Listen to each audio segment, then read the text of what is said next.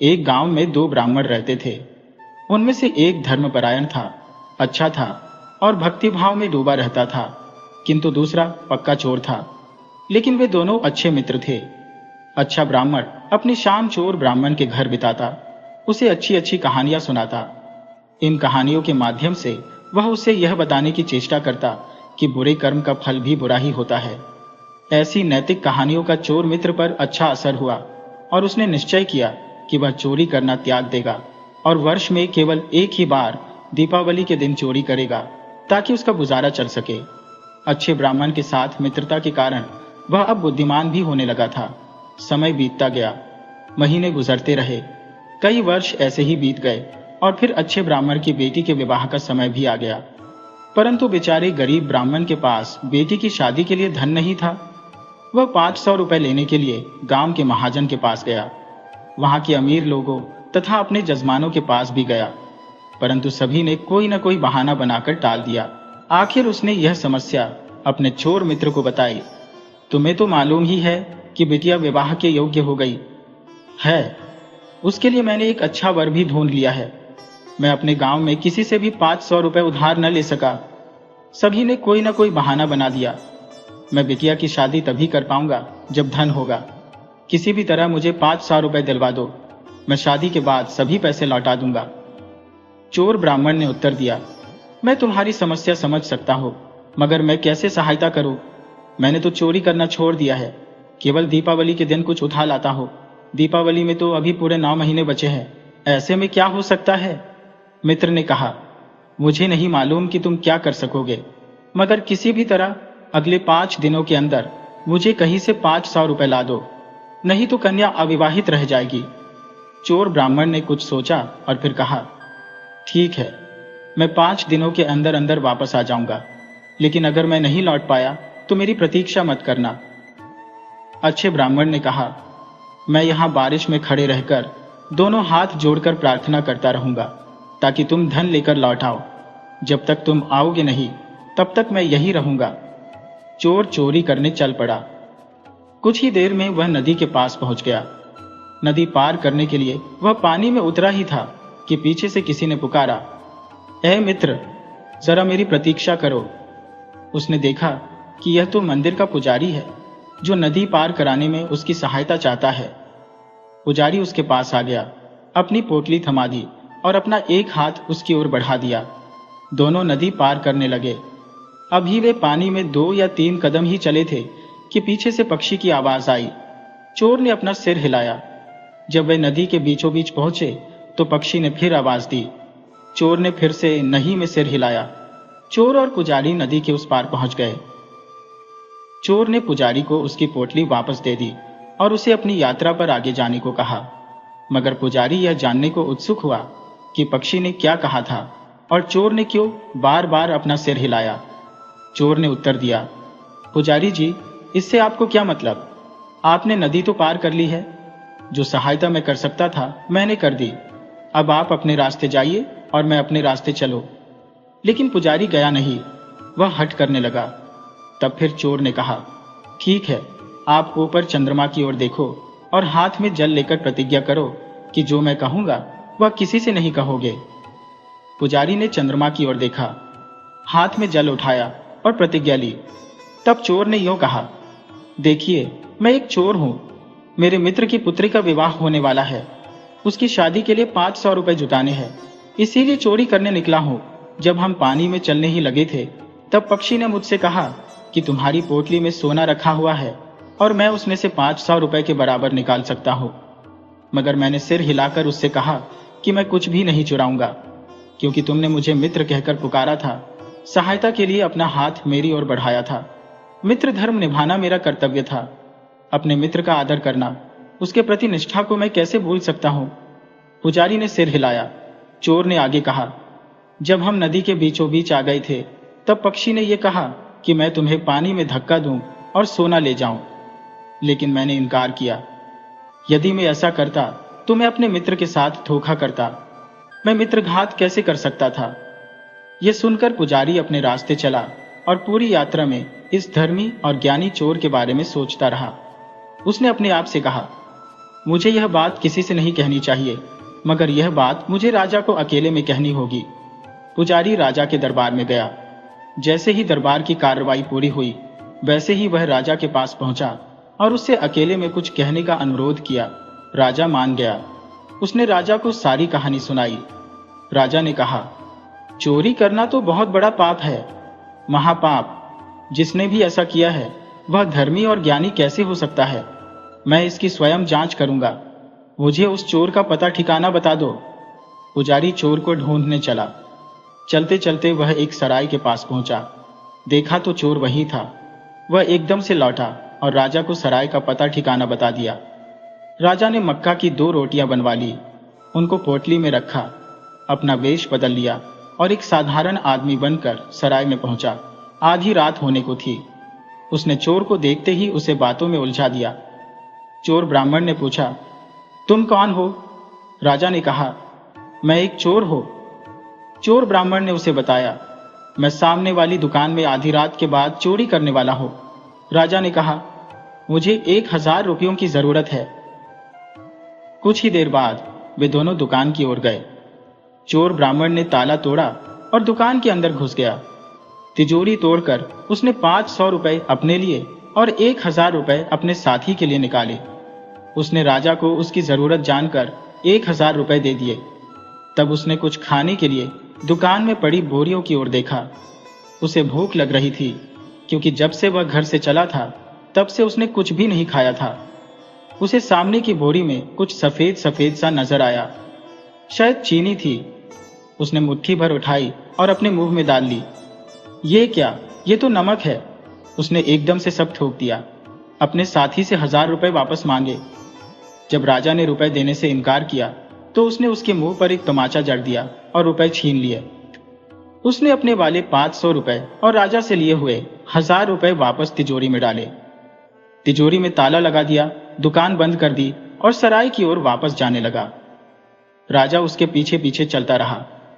जब वे सराय के अंदर पहुंचे तो राजा ने पूछा, भाई, पहले तो तुमने रुपए चुराए और फिर वापस तिजोरी में रख दिए, ऐसा क्यों?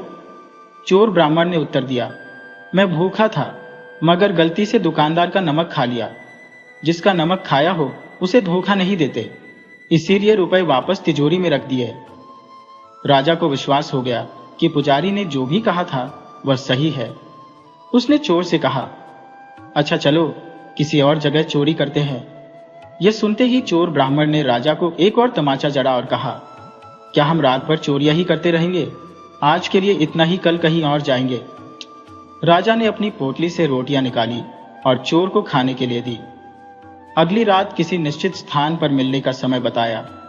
अगली रात राजा उसी तरह एक साधारण आदमी के वेश में आया और चोर ब्राह्मण को खाने के लिए 2 रोटियां दी। जब वह खाकर तृप्त हुआ तो राजा ने कहा, चलो आज राजा के खजाने को लूटते हैं, वहां बहुत सा धन है।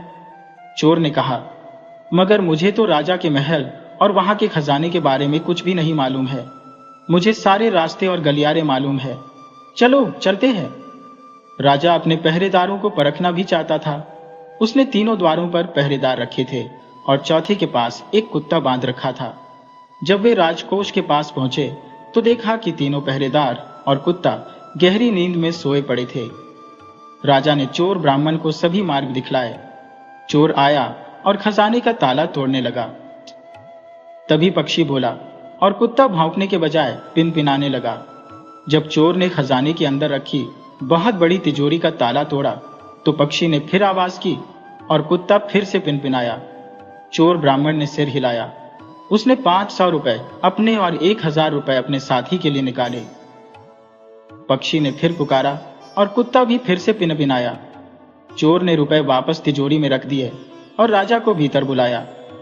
जब राजा अंदर आया तो चोर उसके पैरों में गिर पड़ा और बोला, महाराज, मैं आपका चोर हूं और आप हमारे स्वामी हैं। आपने मुझे रंगे हाथों पकड़ लिया है। जो भी दंड देना चाहें दे दीजिए, मगर 500 रुपए मेरे मित्र के पास भिजवा दीजिए, उसकी बेटी की शादी है। राजा ने उससे पूछा कि वह कैसे जान गया कि उसका साथी चोर नहीं राजा है। चोर ने कहा, महाराज, जब मैंने राजकोष का बाहरी ताला तोड़ा तो पक्षी बोलने लगा और कुत्ता पिनपिनाया। पक्षी ने कुत्ते से कहा था, खजाने में चोर घुस आया है और तुम सो रहे हो, तुम एक नमकहराम हो। महाराज, कुत्ते ने उत्तर दिया था, मैं तब भौंकता हूं जब चोर होता है, यह तो स्वयं राजा है। मैंने यकीन नहीं किया। जब पक्षी ने दोबारा कहा तो कुत्ते ने फिर वही उत्तर दिया। मुझे तब भी यकीन नहीं हुआ, मगर जब तीसरी बार यही हुआ तो मैं समझ गया कि आप चोर नहीं, राजा है। कुछ रुककर उसने फिर कहा, महाराज, कृपा करके 500 रुपए मेरे मित्र के पास भिजवा दीजिए। मेरे लिए आप जो भी सजा तय करें मुझे मंजूर है। अगली सुबह राजा ने दरबार बुलाया। दरबारियों को चोर ब्राह्मण की पूरी बात बताई। चोर ने कहा, महाराज, ये सारा ज्ञान और अच्छी बातें मैंने अपने ब्राह्मण मित्र से सीखी हैं, जिसकी पुत्री का विवाह होने वाला है। उसकी मित्रता और सदाचार की शिक्षा ने ही मुझे सही रास्ते पर ला दिया है। अब मैं केवल दीपावली के दिन किसी भंडार से कुछ जरूरत का सामान उठा लेता हूँ, जिसकी अनुमति है। आज मैंने अपना संकल्प इसलिए तोड़ा क्योंकि मैं अपने मित्र की सहायता करना चाहता था। कृपया कल तक उसके पास 500 रुपए भिजवा दीजिए। वह मेरी प्रतीक्षा में खड़ा होगा। मैंने उससे कहा था कि मैं 5 दिनों के अंदर अंदर रुपए लेकर आ जाऊंगा। राजा ने उसी समय अपने दूत को 500 रुपए देकर उस पते पर भेजा जो चोर ने बताया था। संदेश वाहक ने ब्राह्मण को चोर ब्राह्मण के आंगन में मूसलधार बारिश में खड़ा पाया। दूत ने उसे रुपए देते हुए कहा, ये रुपए लो, तुम्हारा मित्र चोरी करते हुए रंगे हाथों पकड़ा गया है। यह सुनकर अच्छे ब्राह्मण ने रुपए लेने से इनकार कर दिया और बोला, अब मैं अपनी बेटी का विवाह नहीं करूंगा, मैं ये रुपए नहीं ले सकता। ये रुपए मुझे अपने मित्र से लेने थे। दूत वापस राजा के पास गया और वह सब बताया जो अच्छे ब्राह्मण ने कहा था। यह भी बताया कि वह बारिश में खड़ा कुछ बुदबुदा रहा था। राजा और चोर ब्राह्मण उसी क्षण अच्छे ब्राह्मण के पास आए और उसे 500 रुपए थमा दिए।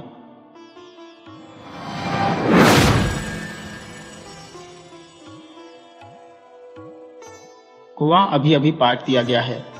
ये समाचार गांव में फैलते देर नहीं लगी। अभी कुएं में डाली गई मिट्टी एकदम पोली थी। कहीं कहीं पानी ऊपर उछलकर मिट्टी को गीला भी कर गया था। आखिर कुएं का पानी सारा गांव पीता था। थोड़ी सी छटपटाहट तो उसे होनी ही थी। गधे अपनी पीठ पर मिट्टी से लदे हुए बोरे अभी अभी डालकर गए थे। कुएं में मिट्टी तब तक डाली जाती रहेगी जब तक उसका नामो निशान नहीं मिट जाता। कुएं के किनारे लगा मेहंदी का बड़ा सा बूटा अपनी शाखाएं फैलाई डटा हुआ था। दोनों तरफ से औरतें उसकी पत्तियां लेने आती थी। कुएं के बंद होते ही दोनों तरफ की औरतों की जबान पर ताले लग गए थे। जिन औरतों को कुएं के पटने का पता नहीं था, वे अपने सिरों पर घड़े, गगरिया, रस्सी, बालटी लटकाए स्तब्ध खड़ी थी। किसी के बगल में बच्चा था, सिर पर बटलोई, कंधे पर रस्सी। किसी के हाथ में आसपास से तोड़ा गया सागर, किसी की उंगली से लगी आंखों में प्रश्न लिए कोई कन्या। दोनों तरफ जुबानों पर ताले लग गए थे। आंखें मुखरित हो गई थी। कभी दूर से धड़ाम धड़ाम गोलों के फटने की आवाज आती। इसे सुनकर कोई भी नहीं डरता था। गोला पाकिस्तान का है या हिंदुस्तान का, यह जान पाना मुश्किल था। तभी गेंद खेलते बच्चे की गेंद कुएं की मिट्टी पर गिरी। लड़का गेंद उठाकर भागने लगा तो गीली मिट्टी से पांव रपट गया। उसकी मां वहीं खड़ी थी। बच्चे को उठाते हुए उसने 2 धौल उसकी पीठ पर जमाकर कहा, मुए, वहां पाकिस्तान की तरफ क्या लेने गया था? बच्चा हैरान हो गया। ये तो कुआं था, पाकिस्तान बीच में कहां से आ गया? कल तक तो सब यही पानी भरती थी, आज कुआं ही पाट दिया, वह भी मिट्टी के साथ। मां ने उसे बाह से पकड़कर हिंदुस्तान की तरफ धकेल दिया। औरतें कुएं की तरफ एक हसरत भरी नजर डालकर अपने अपने घरों को चली गई। बेरी के दरख्त के नीचे बैठी सोमा को किसी ने अपने साथ आने को नहीं कहा। हो सकता है उसे किसी ने देखा भी ना हो। सोमा घर से एक बड़ी बटलोई लाकर कुएं की जगत पर रख देती। गांव की कोई भी बहू बेटी उसकी बटलोई भरकर उसके घर छोड़ आती थी।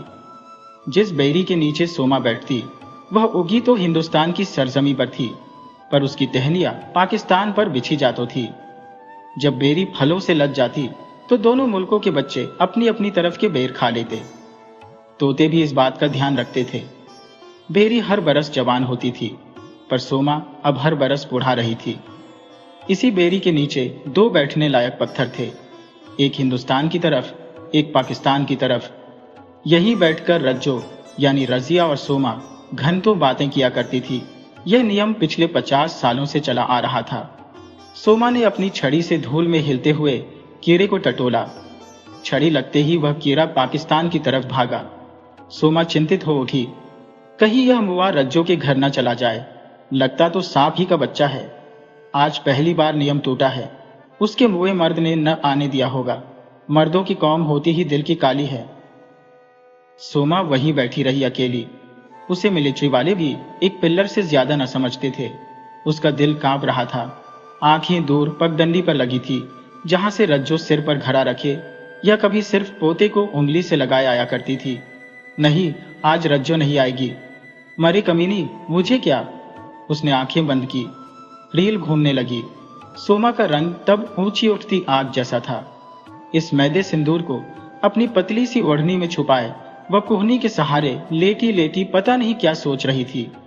शायद इस बारे में, जब भागती भीड़ का रेला उसे अकेली छोड़ गया था। भीड़ में गिरी तो उसे पता नहीं किसने घसीट कर कोने में उगी घास के एक टुकड़े पर लेटा दिया था।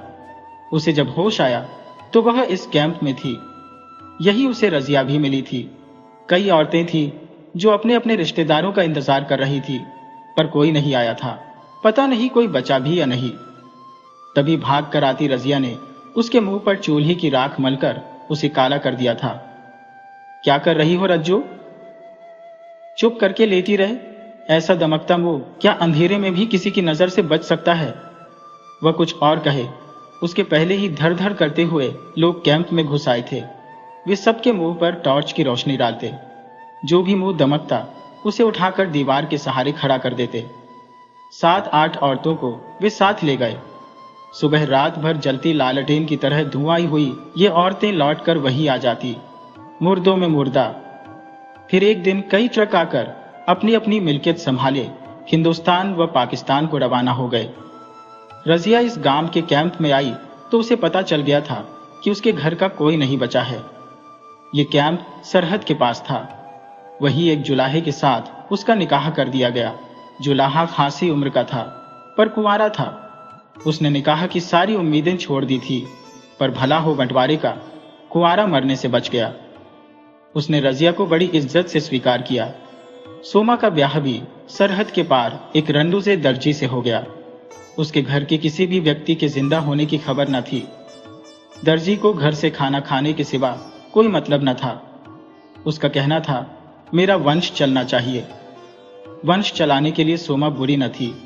उसने 4 बेटों को जन्म दिया।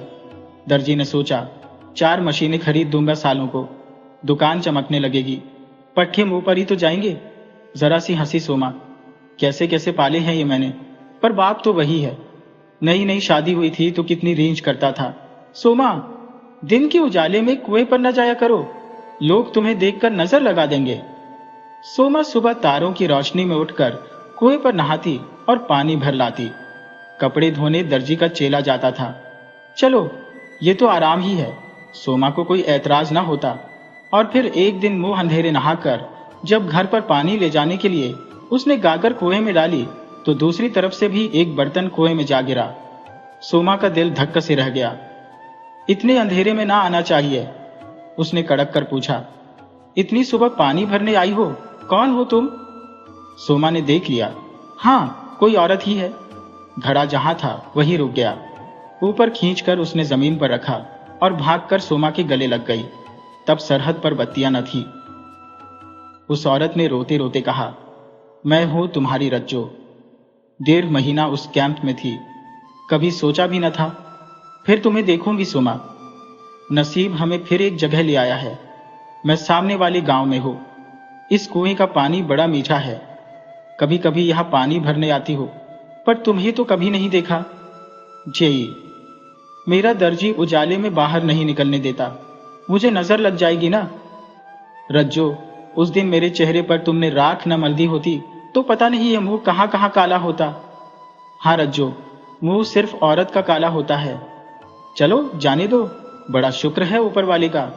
कैंप में तो लगता था सारी जिंदगी वहीं बीत जाएगी। चलो भूल जाओ उन बातों को। कितना अच्छा है मेरा आदमी दर्जी और तुम्हारा जुलाहा। एक कपड़ा बुनेगा, दूसरा सिएगा। दोनों खिलखिलाकर हंस पड़ी। जवान हंसी पर सुबह उठने की कोशिश करते पर रिदे हड़बड़ी में भागे। रज्जो, वादा करो रोज आओगी, यही बैठकर बातें करेंगे। एक पत्थर बेरी के नीचे पड़ा है, तुम भी एक पत्थर पास में ले आओ। ठीक है। हाँ सोमा, जिंदगी एक दर्जी और जुलाहे के साथ निभ तो सकती है, काटनी मुश्किल है। सुबह खड्डी पर बैठता है तो दिन में खाना खाकर फिर बैठ जाता है, बात करने को तरस जाती हो। चलो रज्जो, अब हम इसी बेरी के नीचे बातें किया करेंगे। ज्यों ज्यों बेरी का दरख्त बड़ा होने लगा, सब इस कुएं को बेरी का कुआं कहते। सबसे ज्यादा रौनक सुबह और शाम को ही लगती। सुबह दोनों तरफ की औरतें बेरी की टहनियों पर दुपट्टा डालकर नहा लेती, एक दूसरे से चुहले करती। अगर कोई पानी भरने लगती तो वह छपा छप सारे बर्तन भर डालती। देखा देखी दूसरी ओर भी यही होता। होड़ सी लग जाती, पहले कौन सारे बर्तन भर लेगी। बर्तन भरते रहते कुआं खाली होता रहता। कुंवारी लड़कियां कपड़ा बदन पर रखकर मल मल कर नहाती और बहुएं पर्दे की ओट में। सबको पवित्र करता कुआं।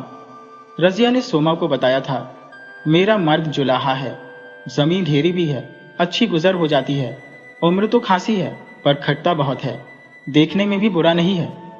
सोमा ने कहा, अरे मेरे दर्जी को तो सब छैला कहते हैं, पर जब हमारे नसीब में आया तो उतना छैला न था। रजिया ने कहा, चलो जिंदगी कट जाएगी। सिर छुपाने की जगह औरत के लिए सबसे बड़ी चीज होती है, गोद में क्या है? प्रफुल्लित होकर सोमा ने कहा, बेटा है। और तुम्हारी? शर्माकर रजिया बोली, जुड़वा हो गए थे, दोनों ठीक है, एक तरफ एक लग जाता है, दूसरी तरफ दूसरा। ऊपर के दूध को तो मुंह ही नहीं लगाते, घर में 2 भैंसें भी हैं। हंसकर सोमा ने कहा, पर उन्हें तो गाय का दूध ही पसंद है। चल हट कमीनी, मैं गाय हूं क्या? दोनों हंस पड़ी। फिर रजिया और सोमा पानी भरने आती तो कितनी देर बातें करती रहती। जो जो बच्चे बड़े होते गए, कुएं पर उनका बैठने का समय भी बढ़ता गया। अपने अपने इलाके में पत्थरों पर वे दोनों सिर से सिर जोड़े पता नहीं क्या क्या खुसुर खुसुर करती रहती। अब उनके होने पर कोई ध्यान नहीं देता था। 1965 की भारत पाक लड़ाई में दोनों तरफ से गोले भी चले, सिपाही भी मरे और सीमा पर मिलिट्री की गश्त से डर के मारे कुआं वीरान होता गया। आर पार रहने वाले एक दूसरे की मां बहनों को गाली देते, एक दूसरे की तरफ गए अपने गाय गोरुओं पर सारा गुस्सा निकालते और शाम को उन्हें अपने अपने घर ले जाते। इन गाय भैंसों को लड़ाई का मतलब पता न था। इसी तरह रजिया और सोमा की समझ में भी न आता था अब किस चीज की लड़ाई थी। मुल्क बांट लिया, अब अपने अपने इलाके में जाकर मरो, लेकिन नहीं, लड़ाई जरूर करेंगे। सीमा पर आए दिन गाय गोरुओं को लेकर तो लड़ाई होती ही थी। कभी कभी वहां की मुर्गी इस तरफ आ जाती, कभी कोई बंदरी ही नाम मात्र की सीमा लांघ जाती। अक्सर यहाँ की गाय भैंसें चरते चरते वहां चली जाती और वहां की यहाँ आ जाती। दोनों के पेट भरे रहते। कौन सी घास किस मुल्क की है उन्हें इससे मतलब न था। जब कोई गाय भैंस गाभिन हो जाती तब भी पता न चलता कि बच्चा पाकिस्तान का है या हिंदुस्तान का। जब लड़ाई न होती, लड़ाई करने की कोई खास वजह किसी को दिखाई न देती। लड़ाई शुरू होते ही एक दूसरे के दुश्मन बने लोग अपनी गाय भैंसों को अपनी हद में रखने की कोशिश करते। सोमा का बड़ा बेटा फौज में चला गया तो रज्जो का बेटा भी फौज में ड्राइवर हो गया। कुएं पर बैठकर दोनों कहती, क्या कहो, कहीं वे आपस में ही लड़कर न मर जाए। रज्जो बड़ी संजीदगी से सोमा के कान में कहती, देखो सोमा, ये सब नंबरदारों की करतूतें हैं, यही लड़वाते हैं मुल्कों को, असली गुनाहगार यही है। हमने बेटे एक दूसरे के साथ लड़ने को पैदा नहीं किए।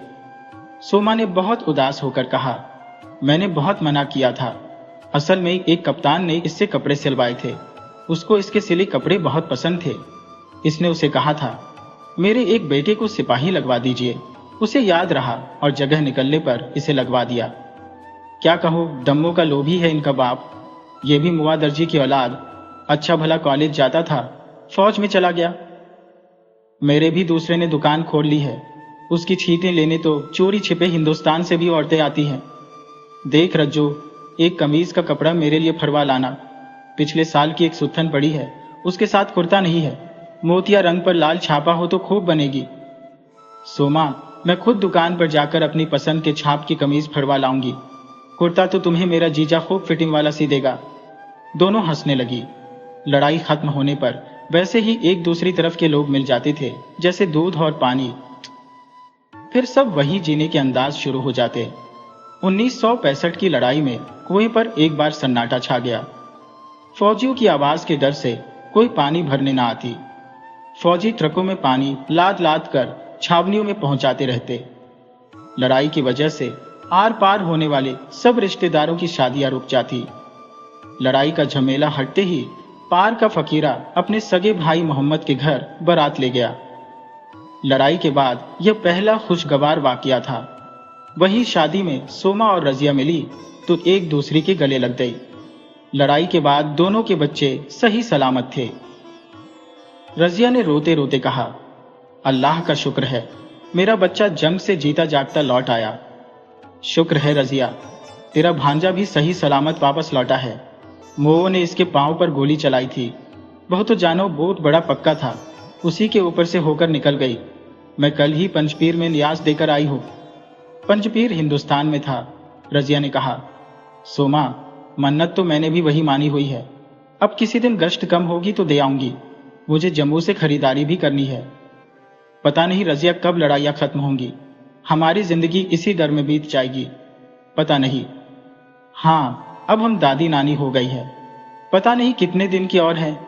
इधर उधर मारकुटाई ना हो तो पता ही नहीं चलता। 2 मुल्क है। पता तो तब चले जब हम अलग हो। हमारे सुख दुख सांचे हैं। हमारी गरीबी एक है। हम इकट्ठे जवान हुए, इकट्ठे ही बूढ़े हो रहे हैं। तुम्हें क्या बताऊं, अब आंखों से ठीक सुझाई नहीं देता। इतनी बार लड़कों का बाप शहर में आंख वाले डॉक्टर को दिखाने के लिए कहता है, फिर भूल जाता है उसकी अपनी आंख भी खराब है। आंखें तो हमारी भी खराब है। लड़ाई बंद हो तो मैं भी तुम्हारे डॉक्टर के पास ही चलूंगी। सुना है बड़ा सयाना डॉक्टर है। कुछ दिन रुको, फिर इकट्ठे चलेंगे। अच्छा, मैं चलती हूँ। रजिया ने घुटनों पर बोझ डालकर उठते हुए कहा, सोमा, नया सत्तू निकला है, तेरे लिए ले आऊंगी। अपने बूढ़ोढ़े को भी पिला देना। कुएं पर रौनक लगनी फिर शुरू हो गई। कोई नई बहुओं को कुआं पूजने लाती तो सामने वालियों को भी बताशे बांटते। खूब रंगीन हो जाता कुआं। उसका पानी बर्तनों के डूबने से कांपता रहता। कभी कभी कोई बर्तन, किसी की चाबियां कुएं में से सामान निकालने वाले यंत्र पर डालकर निकाले जाते। बर्तनों पर झगड़ा होता। यह पाकिस्तान की बाल्टी है, ये बटलोई हिंदुस्तान की है। पर पानी दोनों में एक रहता, जैसे आसमान दोनों का था। उस पर कोई लड़ाई ना होती थी। इसके बावजूद सीमा पर छुटपुट वारदातें होती रहती थी। इसका अभ्यास दोनों को था। इस पर कभी कभी बहस भी होती, पर ज्यादातर इस तरह की बात कोई न करना चाहता। शाम से सुबह तक खूब चौकसी रहती, तब कुआं सूना सूना पड़ा रहता। फिर सुनने में आया हिंदुस्तान पाकिस्तान में बस चल पड़ी है। रजिया ने पत्थर पर बैठते हुए कहा, ए सोमा, ये बस चलने की क्या अफवाह है? ये अफवाह नहीं है। हमारे प्रधानमंत्री बस लेकर पाकिस्तान गए हैं। रास्ता खुल गया है, इसलिए एक बार जाकर गुजरांवाले पाकिस्तान में एक शहर में अपना घर देखना चाहती हो। अरे सोमा, मेरी तो मोमानी सास वहां रहती है। मैं भी चलूंगी। हम दोनों उन्हीं के घर रहेंगे। बड़े खानदानी लोग हैं। एक बार मोमानी ने मुझे घी की पीपी भी भेजी थी। जब जुड़वा हुए तो किसी ने बता दिया होगा। चलो, अच्छा हुआ, कहीं माँ जाए भी बिछड़ते हैं। अब बेरी के दरख्त के नीचे सिर्फ गुजरांवाले की बात होती थी। एक दिन सोमा ने शर्माते हुए कहा, गुजरांवाले में एक हलवाई की दुकान थी। पता नहीं अब है या नहीं। मैं सुबह दही लेने जाती थी तो हलवाई का बेटा मलाई से दोना भर देता था। पता नहीं अब वह कहाँ होगा। रजिया ने कहा, अरे वही होगा। जाओगी तो मलाई का दोना लेकर बैठा मिलेगा। रजिया के हाथ पर पंखा मारकर सोमा ने कहा, चल, कमीनी कहीं की, शर्म नहीं आती। अरे अब वे दिन कहाँ रहे। हम साथ साथ बड़े हो रहे थे, जिंदगानियां बिछी हुई थी। खाली वहां तक पहुंचना ही था कि यह मुआ पाकिस्तान बन गया। मुही गाली तो मत दो, बाकी बंटवारे में तो हमारी रजामंदी न थी। तुम्हें पूछने कौन सा बाप आया था, हम तो प्रजा है। बंटवारे के फैसले तो राजा लोग करते हैं। हमने सरहद पर रहकर हमेशा मार कुटाई ही देखी है सोमा। हर वक्त धड़का लगा रहता है। चलो, अब तो लड़ाई खत्म हो जाएगी। रहना ना मिले तो भी सब अपनी अपनी जन्मभूमि दिखाएंगे। फिर एक शाम जोर के गोले फटने से कुएं पर जिंदगी थम गई। पानी भरने आई औरतें अपने अपने बर्तन उठाए अपने घरों को भाग गईं। कियों ने घड़े वहीं पटक दिए और अपने बच्चों को छाती से लगाकर भागी। रजिया ने उठते हुए कहा, अल्लाह मेरे हबीब को बख्शना। सोमा ने कहा, मेरा मोहन भी मिलिट्री में है, भगवान उसकी रक्षा करना। आसमान की छाती को चीरते जहाज, जमीन की चुप्पी को दो फाड़ करते गोले, बस यही रह गया था। कितने दिन हो गए, कुएं पर कोई नहीं गया। सोमा के बेटे की बुरी खबर आ गई थी। कुआं पूरा भर गया था। उस पर एक बुत्ती सलीब की तरह खड़ी थी। सोमा ने अपनी आंखों को अपने आंचल से पोंछ कर उसे देखा, फिर कहा, मेरा मोहन मर गया है, मेरा कुआं भी मर गया है, रजिया का हबीब ही कहां बचा होगा।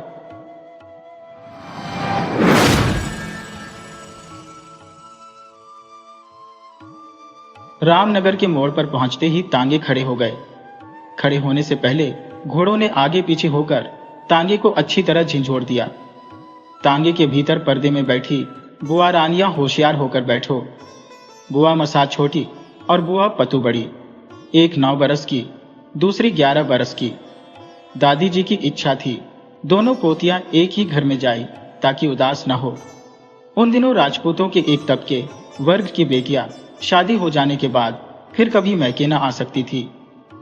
विदाई के समय मैके वाले चंदन की लकड़ी दहेज में देते थे ताकि मृत्यु के समय मैके वालों की ओर से चिता में डाली जा सके। दोनों लड़कियां दहेज और चंदन की लकड़ी लेकर मैके से विदा होकर आ गई थी और अब ससुराल जा रही थी। इस उम्र में ससुराल का कोई अर्थ नहीं होता, पर दूसरी जगह जाने का चाव तो होता ही है। जम्मू से यह काफिला मुंह अंधेरे चला था। 8-9 घंटे बाद ऊधमपुर से रामनगर के मोड़ तक पहुंचा। इससे आगे तांगे के जाने का रास्ता नहीं है, पहाड़ी इलाका है, इसलिए पालकियां ही बड़े आराम से जा पाती है।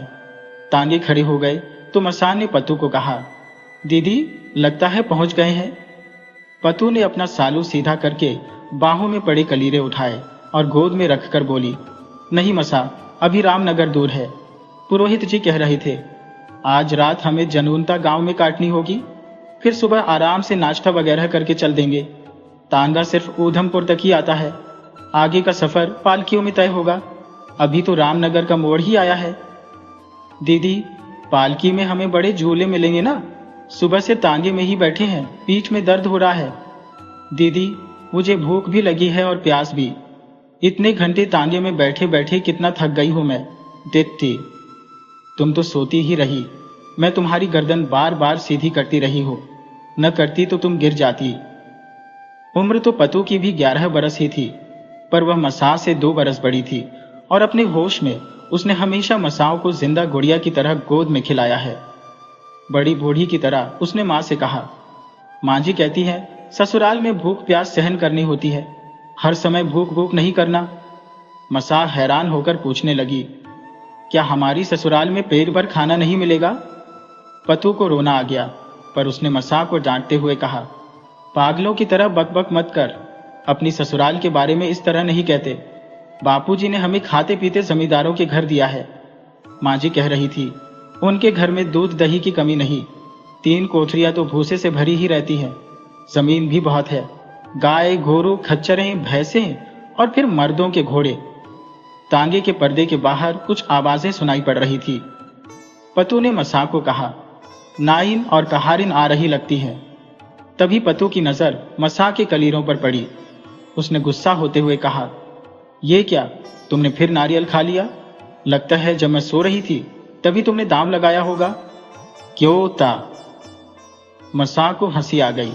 उसने मचलकर कहा, दीदी सच बताऊं, पहला नारियल तो मैंने कंडोली नगरोटे के पास पहुंचते ही खा लिया था, दूसरा मैंने तब खाया जब घोड़ा झज्जर कोटली की चढ़ाई चढ़ रहा था। दीदी तुम उस वक्त तांगे की सीट पकड़कर घोड़े को देख रही थी, नहीं तो मैं तुम्हें भी नारियल खाने को देती। पता है ये कलीरा बुआ मक्खनों ने पहनाया था, मैंने देखा था, उसका नारियल बड़ा पुराना था तो भी बड़ा मीठा था। पतू ने मसा को प्यार भरे गुस्से के साथ आंखें दिखाई। तभी नाइन ने पर्दा उठाकर कहा, नीचे उतरो बुआ रानियों। शाबाश, पालकियां आ गई है, उनकी ओट में मुंह हाथ धोकर ताजादम हो जाओ। करनैली ने बड़ी दूर दिया आपको, चलो चलो। कहार भी हाथ मुंह धोने चले गए हैं। अभी वहां कोई नहीं है। मियाँ जी ने 2 पालकियां मंगवाई हुई है। बुआ मसा यह सुनते ही कपड़े संभालती संभालती रोने लग गई। उसने कहा, मैं अकेली पालकी में नहीं बैठूंगी, दीदी के साथ बैठूंगी। अकेले में मुझे डर लगता है। पतू ने नाइन को कहा, पुरोहित जी से कहो हम दोनों एक ही पालकी में बैठेंगी। जम्मू के प्रसिद्ध जनरल राणक सिंह की दोनों बेटियां एक ही घर में ब्याह कर जा रही थी। दोनों दामाद फौज में थे। घर बड़ा समृद्ध और डुग्गर में भी स्वर्ग कहलाने वाले गांव रामनगर में था। भरे पूरे घर में बेटियों को खाने पहनने का सुख रहेगा। इकट्ठी रहेंगी तो हमें भी संतोष रहेगा। दोनों पालकी में बैठी तो कहारों ने कहा, ज्यादा हिलना डुलना नहीं, दोनों आमने सामने बैठ जाओ। पहाड़ी इलाका है, चढ़ाई उतराई भी बहुत है। चढ़ाई में आगे की तरफ बोझ रखना और उतराई में पीछे की तरफ। पालकी में कपड़ा ऊपर नीचे होने लगा। मसा ने देखा तो हंस पड़ी। उसे बड़ा अचंभा हुआ। उसने कहा, दीदी पालकी का कपड़ा सांस ले रहा है। पतू ने कहा, आराम से बैठो, डोली न डोले, कहारों को धक्का न लगे। मसान ने पतू को पूछा, बापूजी ने हमें कितने ट्रंक दिए हैं दीदी? उनमें वह सुथन भी है ना जो महारानी ने मांझी को दी थी, है ना? हरे गुलबदन की सुथन मैं लोहड़ी के त्योहार पर पहनूंगी। पतू ने कहा, जो तेरा मन हो पहनना, पर अभी सुथन तुम्हें बहुत बड़ी होगी। अरे दीदी, पालकी के कपड़े में एक सुराख तो है, पर उससे पूरे पहाड़ नहीं दिखाई देते। कितने सुंदर पहाड़ है, क्या जरा सा पर्दा हटाकर देख लो। पतू किसी दाना की तरह बोली, अब तो सारी उम्र यही पहाड़ देखने हैं, आराम से बैठी रह। मसा ने पूछा, दीदी बात करने से तो डोली नहीं डोलती ना? पतू को हंसी आ गई। उसकी छोटी सी बहन हमेशा से सवाल करती है। मसा शह पाकर फिर पूछने लगी, दीदी मां जी कहती है राजाओं की बेटियां ब्याही जाती है तो दहेज को झंडे लगते हैं, भला हमारे दहेज को क्यों नहीं झंडे लगे? पतू ने उत्तर में कहा, एक झंडा 1 लाख रुपए के दहेज के पीछे लगता है। हमारे बापूजी के पास 1 लाख रुपया कहाँ है? मसा कुछ उदास हो गई। फिर उसने पूछा, हम भाई की शादी में जाएंगे तो क्या हमें फिर दहेज मिलेगा? नहीं मोई, दहेज तो एक ही बार मिलता है। वैसे भी अब हम कभी मैके नहीं जाएंगे। तुमने देखा नहीं, छोटी पिटारी में चंदन की लकड़ी डालते समय मां जी किस तरह रो रही थी। अब हमें कोई लकड़ी देने भी ना आएगा। हम हमेशा के लिए विदा कर दी गई है। न उसकी आंखें भर आई। उसने घोट भरकर याद किया। मां ने कहा था, मसा के सामने रोना नहीं मेरी बच्ची। ये तो अभी ये भी नहीं जानती ससुराल क्या होती है। मसाम को गुस्सा आया। उसने कहा, यह मुआ ससुराल कैसा रिवाज है? पतू ने नाराज होकर कहा, ये गाली कहाँ सीखी? ससुराल जाकर क्या हम गाली देंगे? अच्छा नाम होगा बापूजी का। मसा चुप लगा गई, पर कितनी देर चुप बैठती। उसने बात को उड़ाते हुए पूछा, दीदी हम अपने दूल्हे को कैसे पहचानेंगे?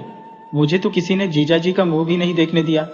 पतू ने गंभीर होकर कहा, ससुराल जाकर भी तुम उनके सामने नहीं पड़ोगी जो वे तुम्हारे जेठ हैं?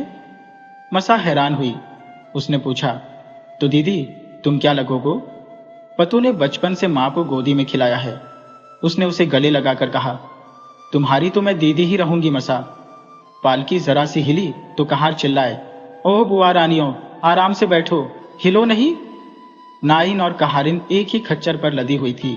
वे भी चिल्लाई, ए बुआ हिलना नहीं, आराम से बैठो। शोर सुनकर आगे जाते दूल्हे भी मुड़कर देखने लगे। पतू पालकी में बने सुराख से देख रही थी। दोनों दूल्हे सुंदर, जवान, होशियार लग रहे थे। पतू ने सोचा, पता नहीं बड़े दुल्हा कौन होंगे। उसे शर्म आ गई। धीरे धीरे दोनों की आंख लग गई।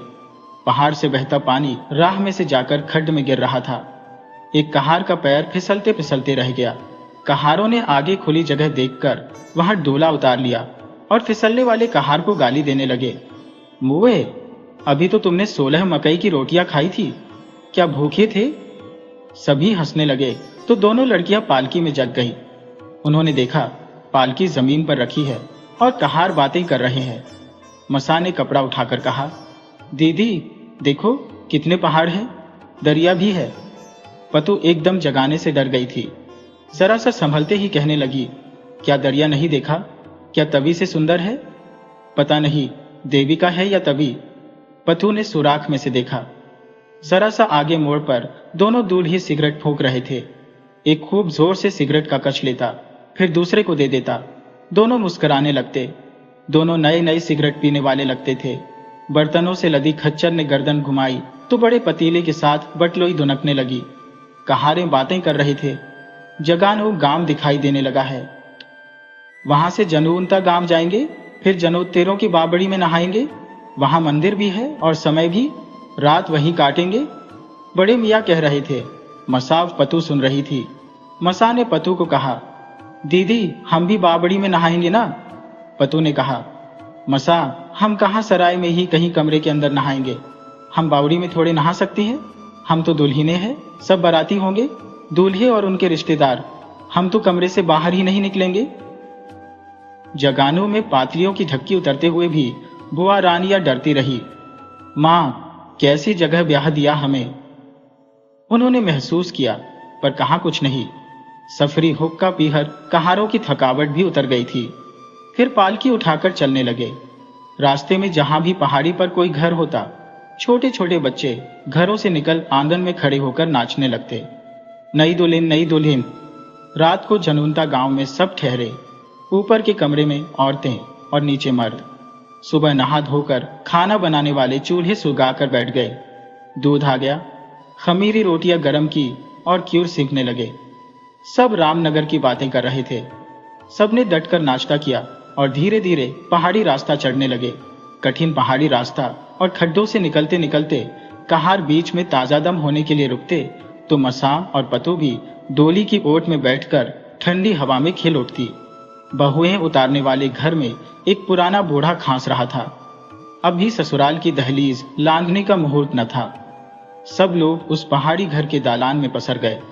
मसा और पतू को नाइन कहारिन पिछवाड़े बनी एक कोठरी में ले गई। वहां एक पहाड़ी नाला बह रहा था।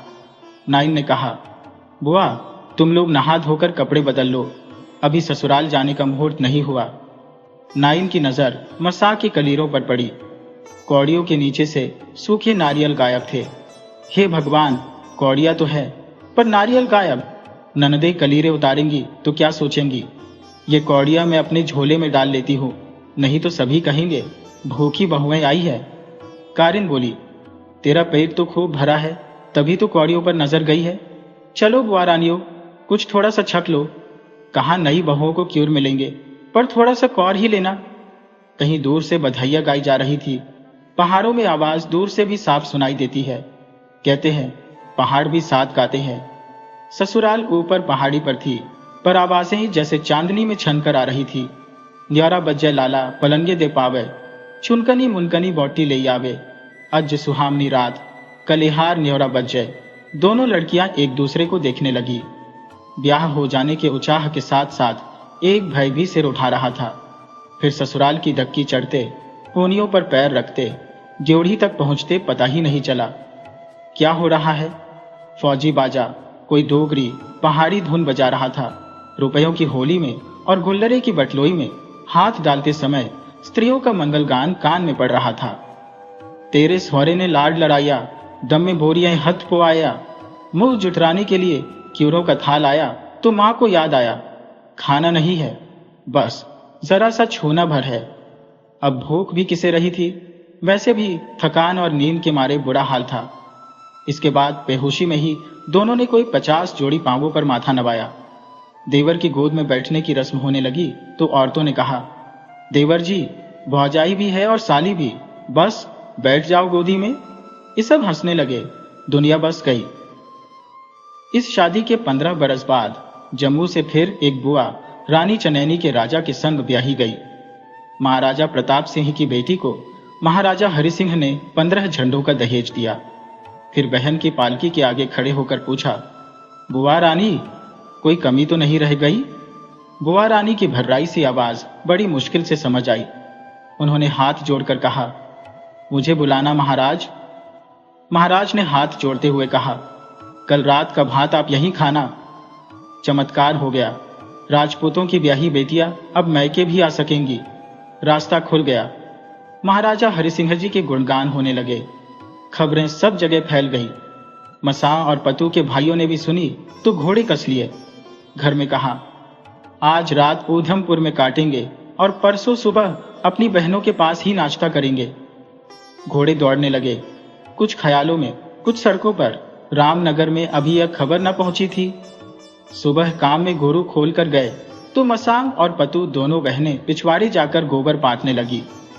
मसान एक आह भरकर बोली, बड़े भैया की रानू भी ब्याहने लायक हो गई होगी। हमारी तो दोनों बेटियां ब्याही गई, इसे भी अच्छा घर मिल जाए। पतू ने कहा, सुना है भाभी जी के मैके वाले रामबन के बड़े शाह है, बड़े रसूख वाले हैं, अच्छे लड़कों की क्या कमी है। मसा को जैसे कुछ याद आया। गोबर मलते मलते उसने कहा, दीदी वह रामबन ही की गोली थी ना, जिसे कभी कभी मांझी महलों में मिलने जाती थी। हाँ वो न रात तो तुम्हें कैसे याद आ गई। वह मामी जी के मैके की लड़की है, 9 बरस की विधवा हो गई थी, फिर रनिवास में आ गई। उन दिनों राजा के सिपाही इस तरह की अनाथ और सुंदर लड़कियों को ढूंढने में घूमते रहते थे, फिर वे दरबार में लाई जाती। रानियों के पास उनको टहल, सेवा या फिर दूसरे कामों के लिए रख लिया जाता। गरीबों की बेटियों के बदले उन्हें कुछ मिल जाता। इन लड़कियों से मिलने वाले पहाड़ी सौगातें, कभी गुंछिया, कभी कलाड़िया, कभी मकई का आटा आदि लाते। कितनी कितनी देर दियोड़ी पर बैठे रहते, कभी सारा दिन भी हो जाता। मसा हैरान होकर सुन रही थी। उसने कहा, दीदी सौगातें तो ज्यादा दियोड़ी अफसर ही ले जाता होगा। हाँ मसा, कुछ दिए बगैर कहीं भेंट होती होगी, फिर लड़की आती तो भी क्या सबके सामने बात हो पाती। आने वाला पूछता, बू तू राजी, बुआ तुम ठीक। बुआ गर्दन हिलाकर आंखों में हाँ जी कहती और आंखों में गंगा जमुना भरकर चली जाती। बू तू राजी। इतनी सी बात पूछने के लिए कितनी देर बैठना पड़ता। उसने एक आह भरी। मसा ने कहा, चलो हमसे तो वे ही भाग्यशाली है, हमें तो कोई यह भी पूछने नहीं आता। फिर मसा ने कुतूहलवश पूछा, पर दीदी ये लोग क्यों मैके नहीं जा सकती थी। पतू ने कहा, नहीं, रनिवास में जो भी आ जाता है वह फिर दहलीज नहीं लांघ सकता था। कहते हैं एक बार महाराजा प्रताप सिंह जी को अंग्रेज रेजिडेंट ने कहा था कि मेरी मेम रनिवास में जाकर रानियों से मिलना चाहती है। महाराजा ने कहा, हमारे धन्य भाग वे आए, पर हमारे यहाँ यह रिवाज है कि जो स्त्री रनिवास में आती है वह बाहर नहीं जा सकती। फिर मेम ने आने की हिम्मत नहीं की। इस बात पर दोनों खिलखिलाकर हंस पड़ी और उपले पाटने लगी।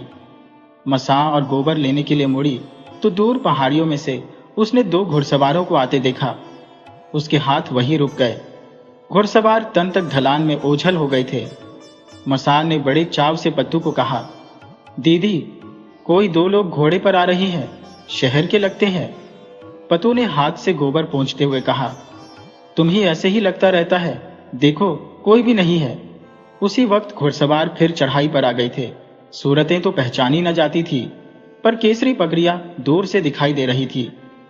पत्तू ने खुश होकर कहा, उनके कंधों पर बंदूकें भी हैं, चलो आएंगे तो हम भी अपने घर का हालचाल पूछेंगे। अनमसा ने घबस कर कहा, देखो दीदी सूरज कहाँ आ गया है, अभी हमें नहा धोकर रसोई भी बनानी है। आज बापूजी भी ऊधमपुर से आ जाएंगे, कामे भी उनके साथ है, खाना जल्दी तैयार होना चाहिए। फिर उसकी नजर अपने आप रास्ते पर घूम गई। पहाड़ी चढ़ते उतरते घुड़सवार चांद की तरह कभी नजर आते, कभी ओट में हो जाते। अब घुड़सवार इस तरफ आ रहे थे। पत्तू ने देखा तो उसके हाथ से उपला गिर गया। उसने घबराए हुए स्वर में कहा, मसा ये तो अपने भाई लगते हैं, सारी शक्ल बापूजी की तरह है। हे राम, अगर राजा को पता चल गया तो क्या होगा। मसा उधर ही देख रही थी। उसने कहा, देखो छोटे पंडित को कुछ पूछ रहे हैं, और उसने हमारे घर की तरफ इशारा किया है। हाँ मसा, ये हमारे ही भाई है, हमारे माँ जाए। दोनों घबरा गई। भाई क्या सोचेंगे, जनरल की बेटियां उपले पाट रही हैं, राजा से चोरी आए होंगे तो पता नहीं क्या सजा मिलेगी। हे राम। अब घुड़सवार चले तो इन्होंने जी भरकर उन्हें देखा, फिर एक दूसरी का हाथ कसकर पकड़ा और पहाड़ी से छलांग लगा दी।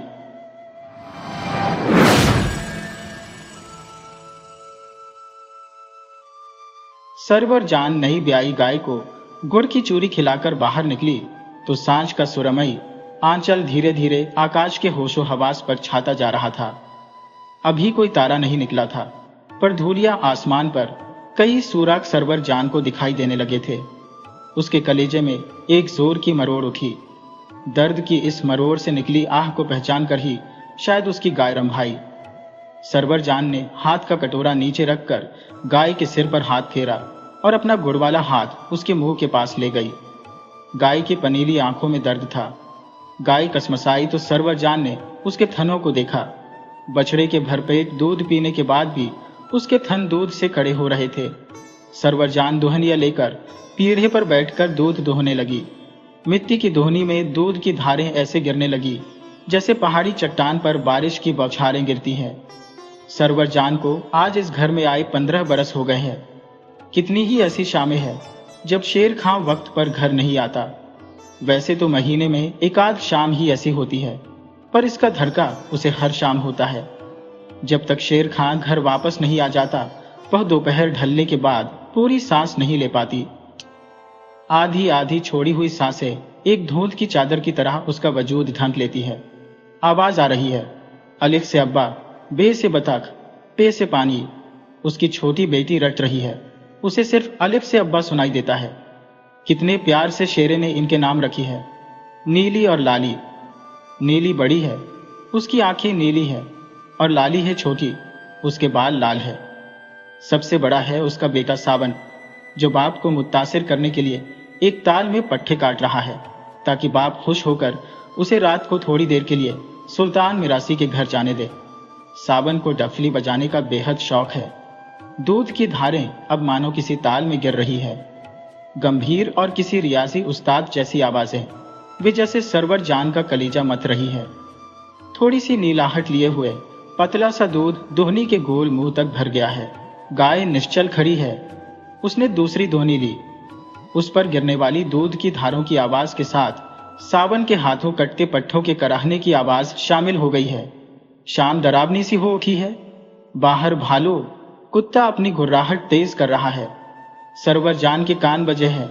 बाहर खुले दरवाजे के पास गली में से आती आहटें रुकी हैं। शायद शेरा ने कत्लू को थोड़ी देर रुकने के लिए कहा होगा। फिर थप की आवाज, जैसे उसके कलेजे पर कुछ गिरा हो। ये सेबों की थैली होगी। कुछ रखने की आवाज, ये मेवे होंगे। फिर शेरा के अंदर दालान तक आकर रुकते कदम और भयानक खामोशी। सरवर की दूसरी दोहनी भी भर चुकी है। गाय प्यार से सरवर को निहार रही है। एक झुंझलाई सी भरपूर आवाज उभरी है, सावन की अम्मा। दोहनी जरा सी छलकी। सरवर जान ने कहा, ओह, आज मैं सिर्फ सावन की अम्मान हूं। दोनों दोहनियां उठाकर वह बाहर आई। सामने से आती दोनों बेटियों को एक एक दोहनी थमाकर ऊंची लंबी जहीन सरवर शेर खां के सामने जा खड़ी हुई। आंखों में आंखें डालकर बोली, आज फिर? अल्लाह कसम, सरो। शेर खां बोला। थोड़ा सा मुड़कर वह बगैर बात सुने चली गई। जब लौटी तो उसके हाथ में लोटा था।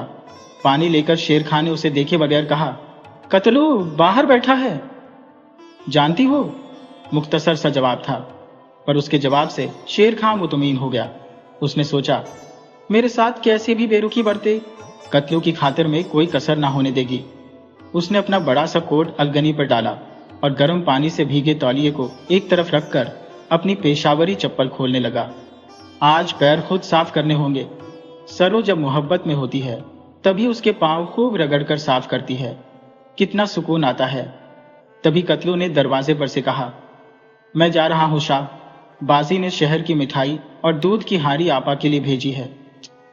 शेर खां ने अपनी कराकोली टोपी उतारकर अंदर रखी नोटों में से एक नोट कतलू की हथेली पर रखा। कतलू ने नोट लेकर कहा, इसकी क्या जरूरत थी शाह, हमेशा ही तो देते हो।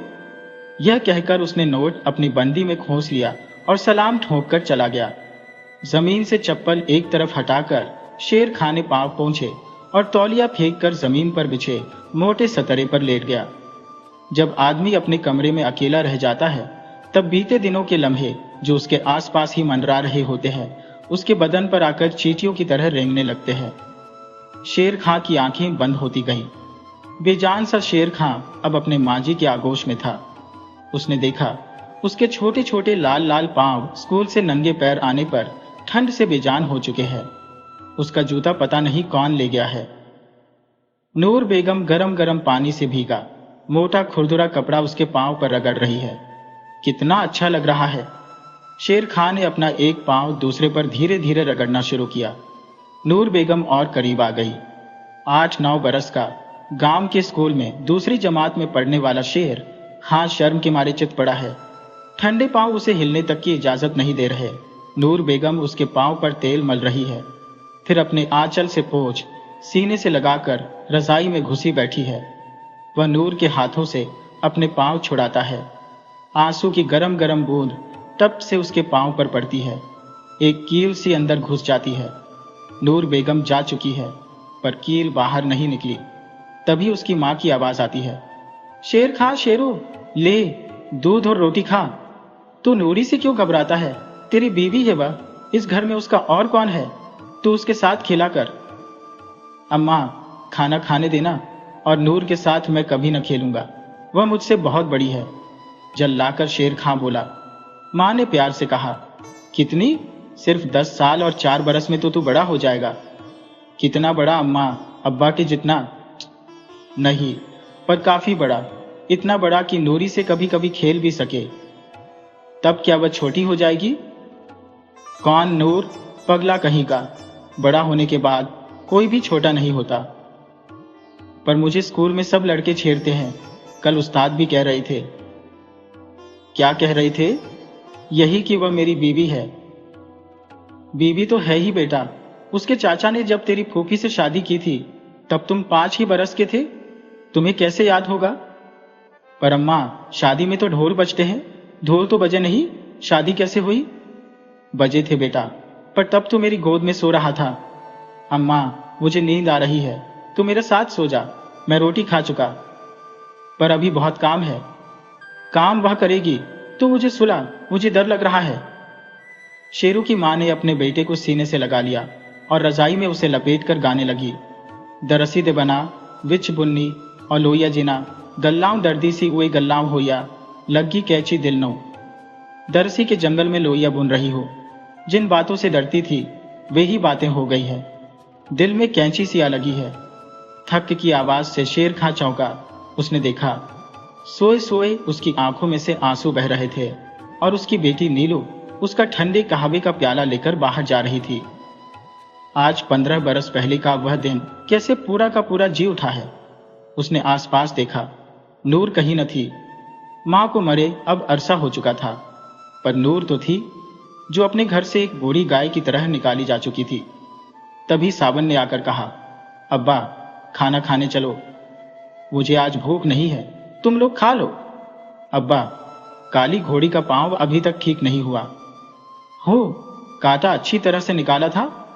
हाँ अब्बा। तो गर्म पानी से साफ करके एक बार फिर आग के पत्ते पर देसी घी छुपड़कर बांध देना। सावन के निकलते ही सरवर जान आ खड़ी हुई। क्यों? बहुत कुछ खिला दिया उसने। घर में भी लोग इंतजार करते हैं। तुम्हारी दोनों बेटियां गुमसुम दस्तरखान पर बैठी हैं। यह शेर खां उठ बैठा। उसने कहा, चलो मैं आ रहा हूं।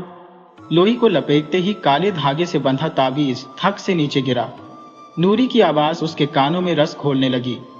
इसे बाह पर बांध लेना, दरगाह गई थी, वहीं से लाई हूं तुम्हारे लिए। शेर खां ने ताबीज उठाकर छत की कड़ियों में खोस दिया और खाने के लिए चला गया। सावन अपनी मां के आंचल से हाथ पोंछकर बोला, अब्बा मैं। हाँ, सुल्तान के यहां जाओगे? चले जाओ, पर जल्दी आना। सभी हैरान होकर उसे देखने लगे। सुल्तान मिरासी के नाम से भी शेर खां चिढ़ता था। हाथ धोकर शेर खां फिर अनमना सा बिस्तर में गिर गया। तभी वह फिर आ गई। नूर, 18-19 बरस की नूर। उसने देखा, स्कूल से आते ही वह अपना पट्टी बस्ता फेंक कर मां को ढूंढने लगा। नूर ने गर्म पानी से भीगा तौलिया उसे दिखाकर कहा, चलो पांव पोंछ दो। पांव पुछवाने में बला का आकर्षण था। अब उसे आदत भी पड़ चुकी थी। यही वह वक्त था जब नूरी 2 मिनट के लिए अपने छोटे से बलमा के पास होती थी। वह उसके पांव साफ करती और इसी बहाने उसे इस घर में अपने पैर पक्के जमने का यकीन हो जाता। शेरू जल्दी करने को कहता, वह मुस्कुराकर देर लगाती। शेरू के पांव साफ होते तो उसे लगता स्कूल के मटमैले धूल भरे टाट की गंदगी से मुक्त हो गया है। अब भी तो उसे पांव साफ करवाने में बड़ा रस आता है। नूर मकई की रोटियों पर मलाई का ढेर डालकर ले आती थी, उसे पकड़ाकर भाग जाती। कभी कभी वह देखता रसोई घर से नूर उसे देख रही है। कभी कभी खाना पकाते वक्त वह धीरे धीरे गाती, आज छोटा है तो कल बड़ा हो जाएगा, दिन ब दिन ज्योति और ज्यादा तेज लौ देगी। वह बाहर भाग जाता। सुबह उसकी पट्टी उसे साफ मिलती, काली स्याही की बोतल अच्छी तरह भीगी भिगाई, किताबें बस्ते में करीने से लगी हुई, कलम की नोक अच्छी तरह गड़ी हुई। वह खुश होकर सोचता, मैं जवान मर्द हूं और ये नूर जो इतनी सुंदर है, जो चांदनी की तरह चमकती है, धूप की तरह खिलखिलाती है, महज मेरी बीवी है, हमेशा हमारे घर में रहेगी। बड़ा होकर मैं उसे मेले में ले जाऊंगा, अब्बा के खास घोड़े पर बैठकर उसे भी साथ बिठा लूंगा। पर स्कूल जाते ही जब उसे दोस्त छेड़ते, आहा क्या पट्टी लिशकी है, क्या आंखों में सुरमा, बीवी ने डाला होगा, तो सबके हंस पड़ते ही उसके सपने हवा हो जाते। ये खिलखिलाहट उस्ताद के आने पर खत्म हो जाती, पर शेर खां सारे दिन के लिए बुझ जाता। माँ उसका बुझा चेहरा देखती तो कहती, जाओ बच्चों के साथ जाकर खेलो। शेर खां कहता, नहीं मैं ना जाऊंगा, सब मुझे छेड़ते हैं। माँ के सोने से एक आह निकलती, बचपन तो मेरे बच्चे का घुट गया है, जवानी कैसी होगी, या अल्लाह रहम कर। ऐसे बेमेल ब्याह तो हमारी बिरादरी में कितने ही होते हैं, फिर मेरे बच्चे को ही यह बात क्यों ज्यादा महसूस होती है। नूरी की खूबसूरती के चर्चे तो सारे गांव में थे, सुगढ़ भी वह उतनी ही थी। जब पानी भरने कुएं पर जाती तो खिलखिलाती हुई हमउम्र बहुओं के साथ बांटने को कोई राज उसके पास ना होता। वह अछूती सी खड़ी रहती, एक तरफ खामोश चोर की तरह। जब उसे कोई छेड़ता तो शर्म से उसका चेहरा लाल हो जाता। वह पानी भरने के लिए कुएं पर चढ़ जाती, सभी के घड़े अपने पीतल की बाल्टी से दनादन भर डालती, हर कोई दुआ देता। इसके बाद अपने घड़े उठाकर गीली रस्सी गीले हाथों पर डाले वह रूखी सूखी घर आ जाती। कभी कभी शेरा छिड़कर उसका लाया दूध का कटोरा फेंक देता। नूरी की आंखें खाली कटोरे को जमीन पर टिकते झनझनाते देखती और आंसुओं से लबालब भर जाती। शेर खां ने अपनी रजाई को थोड़ा मोड़ा, एक आह उसके सीने से उठकर अतीत पर फिर गई। उसने सोचा, मैं तो बच्चा था, पर समाज कितना पापी है। मुझे तो नूरी माँ जैसी ही लगा करती थी, और डर के मारे वह बच्चा कभी कभी रात में दोस्तों से छेड़े जाने पर बीवी के नाम से भी डर जाता। उस दिन जब शीशे से कटा लहूलुहान पैर लेकर वह घर में घुसा था, तो माँ घर पर ना थी, नूरी ही तो थी। पट्टे काटने वाली दरांती उसके हाथ में थी, जैसे मार डालेगी, ऐसे ही खड़ी थी नूरी। उसने रोते रोते कहा था, स्कूल में शीशा चुभ गया। नूरी ने उसे गोद में ले लिया था, दरांती की नोक से ही उसका कांच निकाल दिया था। तड़प कर शेरा उससे चिपट गया था। नूरी ने उसके बालों पर हाथ फेरकर उसके माथे को वैसे ही चूम लिया था जैसे माँ चूमती है। फिर कपड़ा जलाकर उसके जख्म पर पट्टी बांध दी थी। उस दिन के बाद उसे नूरी से डर न लगता था, पर तभी शेरा के मामा एक दिन आकर उसे ले गए थे। माँ ने ही चिट्ठी लिखवाई थी। शेरा के मामा का गांव बड़ा था, वहां 8वीं तक का स्कूल भी था और मामा का कारोबार भी काफी बड़ा था। मामा की एक ही लड़की थी, सरवरजान, और शेरा भी माँ का एक ही बेटा था। माँ और मामा की बातचीत उसने चुपके से सुनी थी। माँ कह रही थी, शेरा बहुत छोटा है और नूरी बहुत जवान, इसे तुम ले जाओ वीर, मेरा एक ही बच्चा है, मैं इससे अलग तो रह सकूंगी, पर इसके साथ रहकर मैं इसका बचपन घुटता हुआ नहीं देख सकती, बड़ा करके भेज देना, बीच बीच में मैं आती रहूंगी। मामा ने कहा था, खतीजा तभी तुमसे कहा था, उम्र का इतना फर्क नहीं होना चाहिए। माँ ने लगभग रोकर कहा था, शेरू के अब्बा के आगे मेरी कब चली है, फिर इस घर में 2 हाथ चाहिए थे, जब से मैं बीमार रहती हूँ घर तो सारा नूरी ही संभालती है। मामा भी तीखी आवाज में बोले थे, तुम्हें एक नौकरानी चाहिए थी, बहू नहीं। शेर खां को जब तक मैं न भेजूं बुलाना नहीं, तुम लोग उससे वही मिल सकते हो, पर खतीजा उस बेजुबान पर रहम करो, उसे आजाद कर दो, वह यह घर छोड़कर नहीं जाएगी वीर। उसके चाचा ने उसे भाई के मरने के बाद इसीलिए बड़ा किया था कि किसी दिन उसका घर बसाने के लिए इसकी कुर्बानी दी जा सके। 3-4 बरस हो गए हैं, कभी इसको चाचा ने घर पर नहीं बुलाया। इसकी माँ के गहने शेरा की फूफी लादे लादे फिरती है। अब तो माशा अल्लाह उम्मीद से भी है, हमारे बुलाने पर भी वह उसे नहीं भेजता। नूरी को जिंदगी में पहली बार घर मिला है वीर, वह इसे छोड़कर नहीं जाएगी। मामा ने कहा, जब शेरा जवान होगा तब। माँ ने बड़े विश्वास से कहा, शेरा की एक और शादी करवा दूंगी, मालकिन तो नूरी ही रहेगी।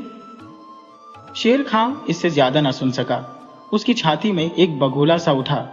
जो खुशी उसे मामा के घर जाने में हो रही थी वह निकल गई। उसने सोचा, अगर नए स्कूल में भी मामा ने बता दिया उसकी बीवी है तो क्या होगा, वहां भी सब छेड़ेंगे। वह भागकर अपने कमरे में गया। उसने देखा नूरी रो रही थी और उसके कपड़े तहा रही थी। उसका जी चाहा नूरी से कहे, मैं कभी किसी और से शादी नहीं करूंगा, पर उसे देखकर वह हमेशा की तरह खामोश रह गया। नूरी ने अपने आंसू पोंछे बगैर उससे पूछा, सभी कपड़े रख दूं या कुछ यहां रहने दूं? नहीं, सभी रख दो, मैं यहां कभी नहीं आऊंगा। ये कहकर शेर खां भाग गया था। नूरी तनिक सी मुस्कुराई थी। शेर खां उस मुस्कान का अर्थ न समझता था, पर आज अब क्यों याद आ रही है उसकी बात। नूरी को अब बूढ़ी हो जाना चाहिए था, पर वह तो वैसी ही है। उसका आंख का नूर अभी तक वैसा है। शेर खां ने रजाई और कसकर लपेट ली। कमरे में दिए की पीली सी रोशनी हुई। उसकी बंद आंखों से भी वह दिखाई देती थी। सरवर जान ने फूंक मारकर दिया बुझा दिया। चुपचाप उसकी बगल में आकर लेट गई। शेर खां ने बेसाख्ता उसे अपने आगोश में ले लिया। उस वक्त वह नूरी थी, जवान जवान नूरी। उजाले में जो मसले हल नहीं होते, अंधेरे में कैसे बहस के बगैर ही सुलझ जाते हैं। दूसरे दिन का सूरज किसी पागल की जुल्फों की तरह बिखरा बिखरा था, पर सरवर जान हंस हंस कर बच्चियों के बस्ते नूरी के भेजे सेबों और बादामों से भर रही थी। हंसकर बोली थी, तुम लोगों की बड़ी अम्मा ने भेजे हैं। लड़कियां शर्माकर भाग गई थी। जब खुश होती थी सरवर नूर को हमेशा बच्चों की बड़ी अम्माम कहती थी, खुद भी उसे आपा कहती, पर यह खुशी बरसात के चढ़ने वाले सूरज की तरह होती थी। आपा या नूरी अब मौलवी अमीन की बेगम थी और मौलवी की पहली बीवी के सब बच्चों को व्यवस्थित कर चुकी थी। अब उसका छोटा बेटा ही उसके पास था। इसी दूधमुहे बच्चे के लिए मौलवी ने कभी कोई औरत या बीवी चाहिए थी जो उसे पालकर बड़ा करती, मौलवी के बच्चों को और उसके घर को सहेज लेती। ये सब काम नूरी ने किए थे चौकीदारन की तरह। अब मौलवी साहब के इंतकाल के बाद वह उनके छोटे बेटे के साथ घर पर रहती थी। कतलू उसके बाबों का कारोबार संभालता था, पर नूरी को कभी भी यह घर अपना न लगा था। उसका मन हमेशा खिंचता रहता। शेर खां ने जीन कसी। उसने सोचा, काम पर जाऊंगा, आज घोड़ों की खरीदारी करनी है, शायद माझी के आगोश में से भी निकल पाऊं। घोड़े पर बैठकर शेर खां ने एड़ लगाई, लेकिन इसी के साथ जैसे उसके ख्यालों को भी एड़ लग गई। वह रात जीती जागती औरत की तरह उसके सामने थी। वह रात जब शेर खां को न जाने कितनी तरह की औरतों ने नूरी के कमरे में ढकेल दिया था। कमरे में 30 बरस की नूरी 20 बरस के शेर खां को देखकर जरा भी नहीं शर्माई थी। पीले पत्ते की तरह वह कांप रही थी, पीले पत्ते ही की तरह मानो डाल से टूटकर गिर भी पड़ी। रो रही थी नूरी। शेर खां की समझ में ना आया वह क्या करे। नूरी कभी कभी आंगन में लगे खुबानियों के पेड़ की तरह उसे याद तो आती थी, पर नूरी उसकी बीवी, उसके सपनों का ताजमहल तो नहीं है। नूरी ने ही कहा, बैठो शेर खां। शेर खां फिर स्कूल से आए उस बच्चे की तरह हो गया जिसके पांव में शीशा लगा था। वह भी रोने लगा। नूरी उसे देखते ही चुप हो गई। उसने शेर खां का हाथ पकड़ा और कहा, नहीं शेर खां, तुम मत रो, रोऊंगी मैं। मुझे रोने की आदत भी है और अब अच्छा भी लगता है।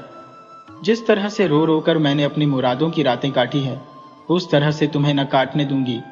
तुम तो मेरे छोटे से बलमां हो ना। मैंने तुम्हें बचपन से बड़ा भी किया है। तुम हमेशा मेरे शौहर थे, मैं ही कभी तुम्हारी बीवी न थी। तुम्हारी बीवी हो ऐसा तो कभी मुझे भी नहीं लगा। तुम्हारे नाम की कोर्ट में मैंने एक शौहर जरूर देखा है, पर यकीनन वह तुम नहीं हो। तुमने मुझे घर दिया, मेरा अपना घर, वही पाकर मैं खुश हूं। तुम्हारी हसरतें नहीं टूटने दूंगी। जानती हो तुम्हारे मामा तुम्हारी शादी सरवर से करना चाहते हैं। शेरा चीख कर बोला था, नहीं नहीं, मैं शादी नहीं करूंगा। नूरी ने कहा था, वह तो तुम्हें करनी ही पड़ेगी। मैं तुम्हें आज़ाद करती हूँ शेरा। मैंने मेहर की रकम भी माफ़ की। अल्लाह तुम्हें खुश रखेगा, ये मैं जानती हूँ। मैंने हमेशा तुम्हारे लिए दुआएं मांगी है। लोगों ने भी मुझे हमेशा तुम्हारे लिए दुआएं ही दी है। शादी की रात जब तुम 5 बरस के थे, तब मुझे तुम शौहर थोड़े ही लगे थे। तब तुम मुझे एक घर लगे थे जहां मैं महफूज रह सकती थी। घर की कितनी ममता होती है। लोग तो कभी कभी चले भी जाते हैं, पर घर कभी नहीं साथ छोड़ता। घर बेमुरव्वत भी नहीं होता शेरा। शेरा के सिर पर हाथ फेरकर नूरी ने कहा था, रो नहीं, मैं कल सुबह चली जाऊंगी। मौलवी साहब की बीवी का इंतकाल हुए कल 1 महीना हो जाएगा। उनका दूधमुहा बच्चा मैं बचा लूंगी।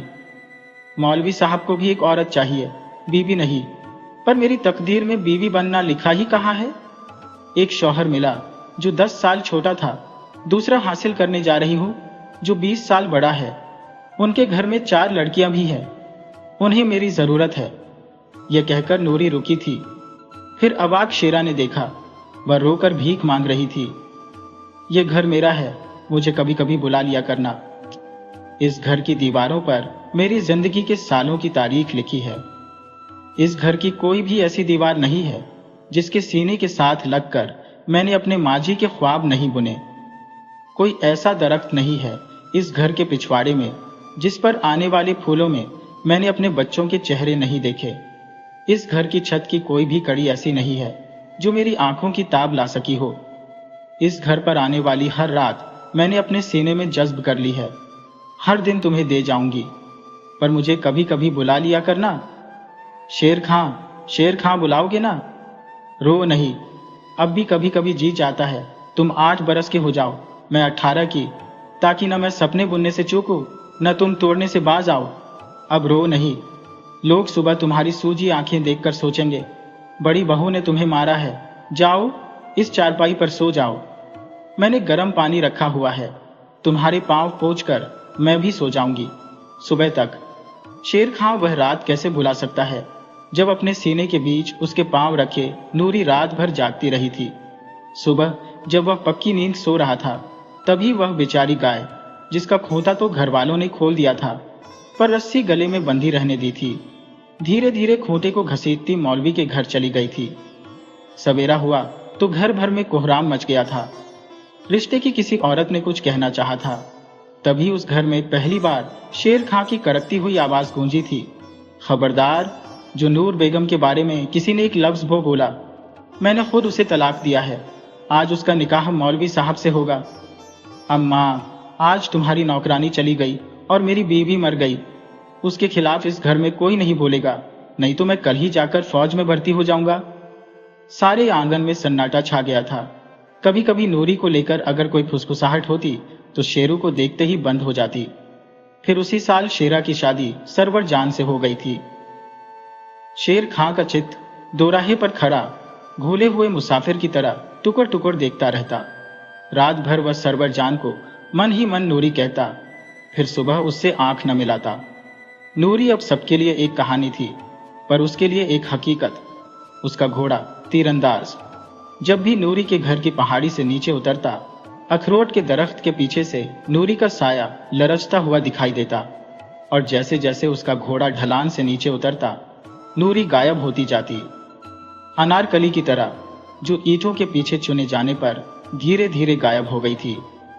ढलान पर उतरने से पहले शेर खां थोड़ी देर पहाड़ी पर खड़ा रहता था, कभी डूबते सूरज को देखता, कभी नूरी के साए को। इसी तरह कई बरस बीत गए। सावन तो पहले बरस ही आ गया था, फिर दोनों बच्चियां भी आ गईं। दिन हाथों से फिसलते ही रहे। शेर खां के गले में फांस अटकी ही रही, नूरी की फांस।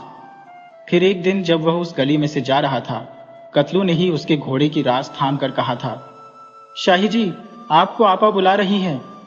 घोड़े से उतरकर शेर खां नूरी के सामने वैसे ही खड़ा हो गया जैसे जज के सामने चोर आकर खड़ा होता है। नूरी ने ही मान तोड़ा, कैसे हो शेर खां? शेर खां ने एक आह भरकर कहा, सलाम अलैकुम बेगम साहिबा, मैं अच्छा हूं, आप कैसी हैं? नूरी की आंखों में आंसू भर आए, पर उसने मुस्कुराकर कहा, आज कितने ही दिनों के बाद इधर आए हो? मौलवी साहब काफी बीमार है, इन्हें शहर के अस्पताल में पहुंचाना चाहती हूँ। शेर खां, जिसकी आवाज से आसपास का सारा इलाका थर्राता था, एक मासूम मेमने की तरह सिर्फ गर्दन हिलाकर रह गया। नूरी ने एक टोकरी उसे थमा दी थी। ये बच्चों के लिए ले जाओ।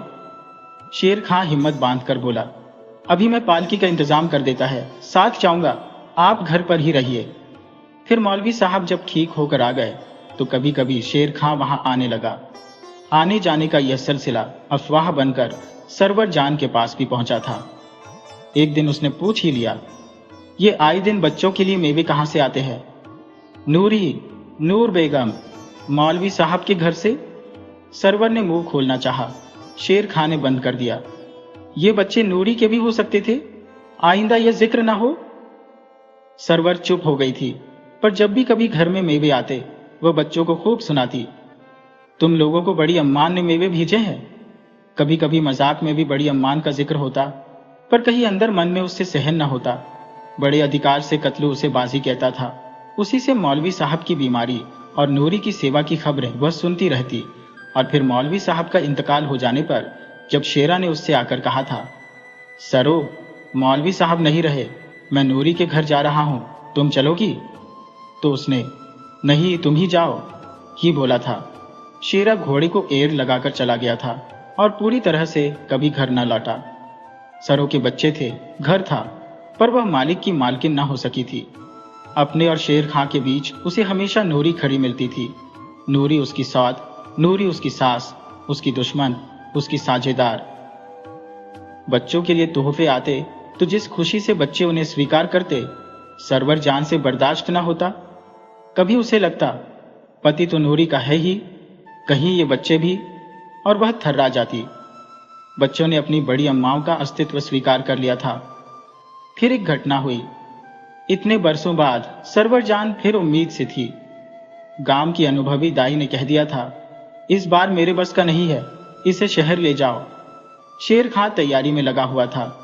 एक दिन सरवर जान से कहने लगा, कल हम शहर जाएंगे, पता नहीं कितने दिन लगे, तुम कहो तो नूरी को बुला लो, बच्चों को भी सहारा देगी, घर भी देखेगी। तड़प कर सरवर बोली थी, अब ज्यादा देर क्या है, मेरे मरने के बाद यही ले आना।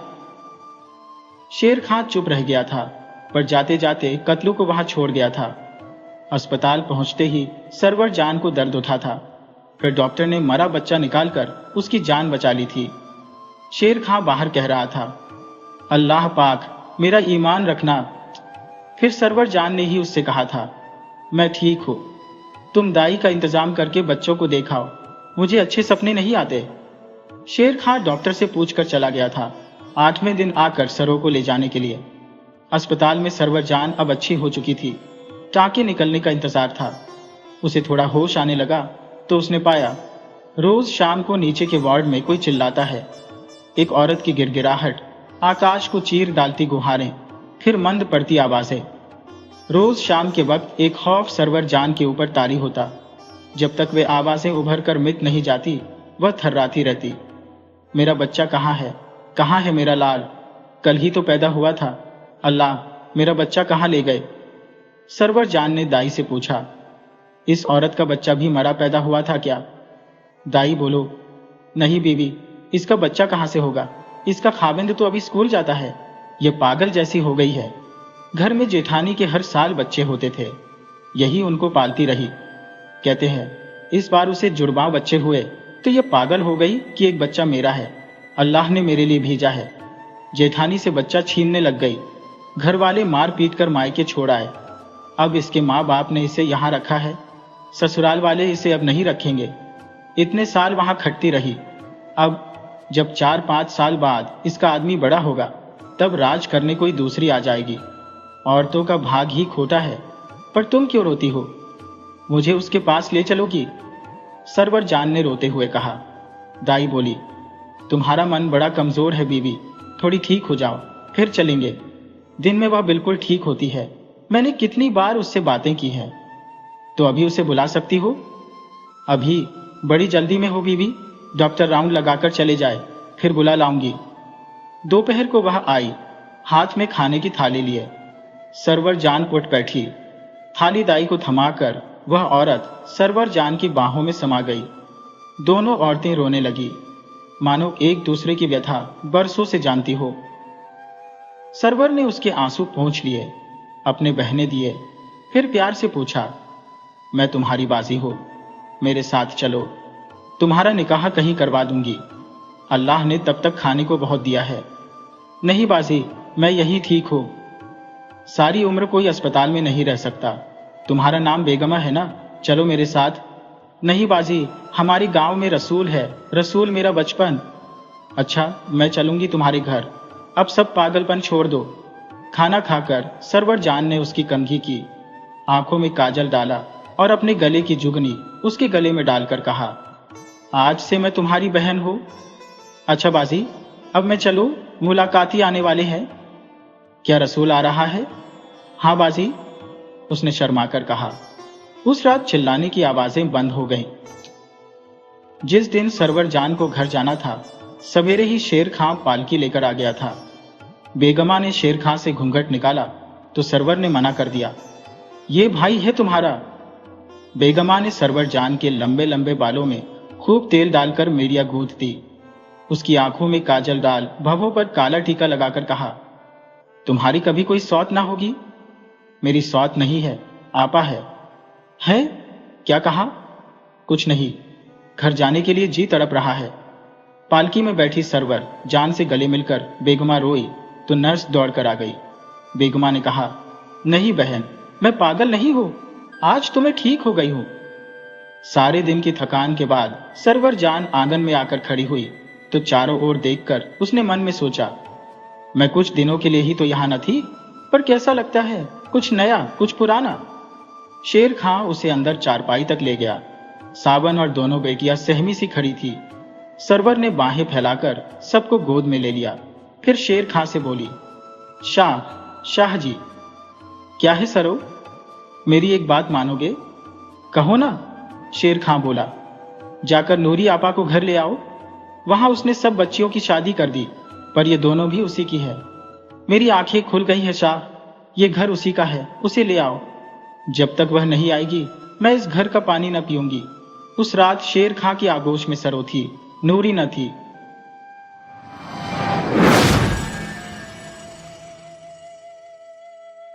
कहानी घमंडी का सिर नीचा। यह बहुत पुरानी बात है कि एक जगह एक राजा रहता था जो अपने में ही इतना लगा रहता था और अपने कहने और करने में इतना घमंड महसूस करता था कि यह बात अब जनता में यह एक कहावत बन गई थी, हमारे राजा जैसा मतलबी, हमारे राजा जैसा घमंडी। साफ जाहिर है कि उसके वजीर और दरबारी लोग उसकी बातें सुनते सुनते थक गए थे और उसकी यह आग भड़काने के लिए हमेशा उसकी चापलूसी करते रहते। राजा पूछता, इस दुनिया में हमारे देश जैसा और कौन सा देश है जहां इतना पानी है और जहां की मिट्टी इतनी अच्छी है? उसके वजीर और दरबारी जवाब देते, कोई नहीं। राजा फिर पूछता, कहां हैं इतने अच्छे कानून और कहां हैं इतने अमीर लोग? कहीं नहीं। मेरे महल जैसा शानदार महल कहीं और है, इसके बराबर का महल तो कहीं नहीं है, कहीं नहीं। हां, कहकर वह अपनी दाढ़ी पर हाथ फेरता और एक लंबी सांस खींचता, जैसे यह सब कहकर उसके ऊपर से एक भारी बोझ उतर गया हो। करीब करीब जो भी राजा को सुनता वह उसकी ऐसी बातें सुनकर थक जाता। धीरे धीरे लोगों को यह एक बोझ लगने लगा और यह इसलिए भी ज्यादा लगता था क्योंकि राजा राज्य में उसकी उन्नति के लिए कोई खास काम भी नहीं कर रहा था और उसके राज्य के लोग भी कोई खास अमीर नहीं थे। आखिर उसके कुछ वजीरों ने जब वह उनसे ऐसे सवाल करे तो उसको साफ साफ बोलने का निश्चय किया। इसके लिए उनको बहुत इंतजार नहीं करना पड़ा। एक दिन राजा बोला, जरा सोचो कि क्या कोई मुझसे भी बड़ा राजा है या मेरे राज्य से भी ज्यादा शानदार राज्य है? तो उनमें से कुछ वजीर बोले, हाँ है। रोज से अलग जवाब सुनकर राजा बहुत गुस्सा हुआ और बोला, मुझे जल्दी बताओ कि वह राजा कहाँ है, मैं अपनी सेना लेकर वहां जाऊंगा और उस पर हमला करूंगा। वे बोले, राजा साहब इतनी जल्दी मत कीजिए, हालांकि हम लोग आपके लिए प्रार्थना करेंगे कि आप जीत जाए, पर कहीं अगर आप हार गए तो और आपका देश बर्बाद हो गया तो? यह सुनकर तो राजा को और गुस्सा आ गया। उसने तुरंत ही अपनी सारी सेना को तैयार होने के लिए हुक्म दे दिया। जब वह तैयार हो गई तो वह उसका लीडर बनकर वह उसको लेकर चल दिया। उसने चारों तरफ अपने दूत भेज दिए कि जो राजा उससे लड़ना चाहे वह उससे लड़ने आ जाए। कुछ समय तक तो उसको ऐसा लगा कि उसने दूसरे राजाओं को लड़ने के लिए उकसाया, क्योंकि किसी ने उसका मुकाबला स्वीकार नहीं किया, क्योंकि ऐसी लड़ाई में बहुत खून खराबा होता जब तक कि इस मतलबी और घमंडी राजा के घमंड को संतुष्ट न किया जाता। पर आखिर एक राजा सामने आया और उसने इस मतलबी और घमंडी राजा को हरा दिया और उसका सारा राज्य, शानो शौकत और अमीरी छीन ली। यहाँ उसके घमंड का खात्मा हुआ। अपने कुचले हुए आत्मसम्मान को लेकर उस राजा ने अपना वेश बदला और अपनी रानी और 2 बेटों को लेकर समुद्र के किनारे किसी ऐसी जगह चला गया जहां से उसको कोई जहाज मिल जाता। एक जहाज वहां से जाने के लिए तैयार खड़ा था। उसने जहाज के कप्तान से पूछा कि क्या वह उसको और उसके छोटे से परिवार को अपने जहाज पर चढ़ाकर वहां ले जा सकता है जहां वह जा रहा था। कप्तान राजी हो गया, पर जब उसने सुंदर रानी को देखा तो अपना मन बदल दिया। अब वह केवल रानी को ही ले जाना चाहता था, राजा के पूरे परिवार को नहीं। उसने सोचा कि वह उसकी कितनी सुंदर पत्नी बनेगी, और अगर वह उसको बेचना भी चाहेगा तो उसको उसका कितना सारा पैसा मिलेगा। सो जब जहाज पर सवारियों के चढ़ने का समय आया तो पहले रानी चढ़ी, और फिर जैसे ही राजा और उसके दोनों बेटे चढ़ने को थे कि कुछ मजबूत आदमियों ने, जिनको कप्तान ने यह करने के लिए पहले ही कह रखा था, उनको किनारे पर ही रोक लिया और उनको जहाज पर चढ़ने नहीं दिया।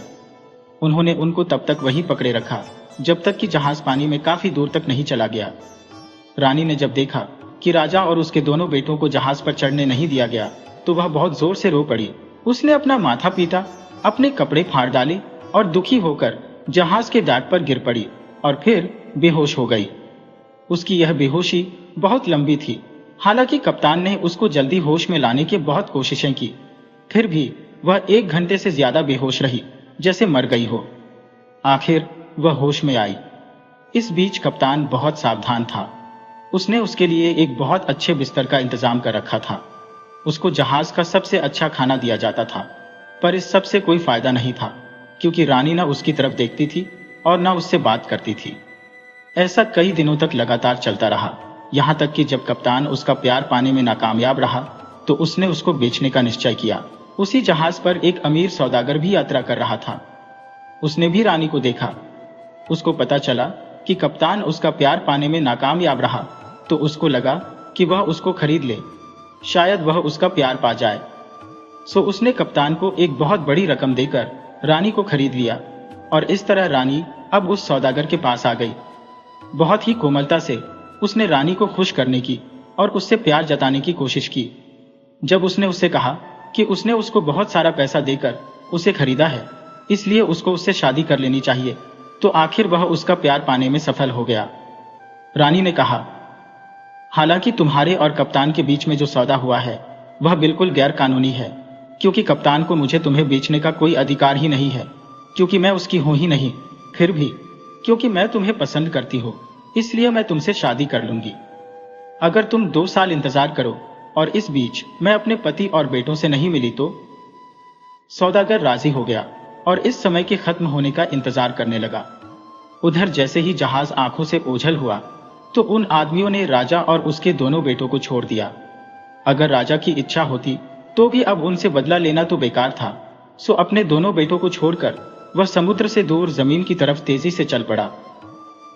उसके दोनों बेटे रोते बिलखते उसके पीछे पीछे दौड़े। वे चलते रहे जब तक कि वह एक नदी के किनारे नहीं पहुंच गए। नदी तो उथली थी, पर उसमें पानी का बहाव बहुत तेज था। राजा नदी पार करना चाहता था, पर न तो वहां कोई नाव थी और न ही कोई पुल। सो उसे नदी को चलकर ही पार करना पड़ा। सावधानी से उसमें रास्ता ढूंढते हुए वह अपने एक बेटे के साथ उस नदी के पार पहुंचने में सफल हो गया। उस बेटे को वहीं छोड़कर वह अपने दूसरे बेटे को लाने के लिए लौट पड़ा, पर रास्ते में पानी का एक तेज बहाव आया जिससे वह पानी में डूब गया। जब दोनों बेटों ने देखा कि उनका पिता पानी में डूब गया है तो वे बहुत जोर जोर से रोने लगे। दुख की दूसरी वजह यह भी थी कि वे दोनों अलग अलग खड़े थे। वे एक दूसरे को चिल्ला चिल्लाकर एक दूसरे को बुलाते रहे, इधर से उधर घूमते रहे जब तक वे थक नहीं गए और उनको नींद नहीं आ गई। तभी वहां एक मछियारा अपनी नाव लेकर आया। उसने उन दोनों बच्चों को थका और दुखी देखकर अपनी नाव में ऊन बिठा लिया और उनसे पूछा कि वे कौन थे और उनके माता पिता कौन थे। उन्होंने उनके साथ जो कुछ भी हुआ था वह सब उसको बता दिया। जब उसने उनकी कहानी सुनी तो वह बोला, तुम्हारे माँ और बाप नहीं है, और मेरे कोई बच्चा नहीं है।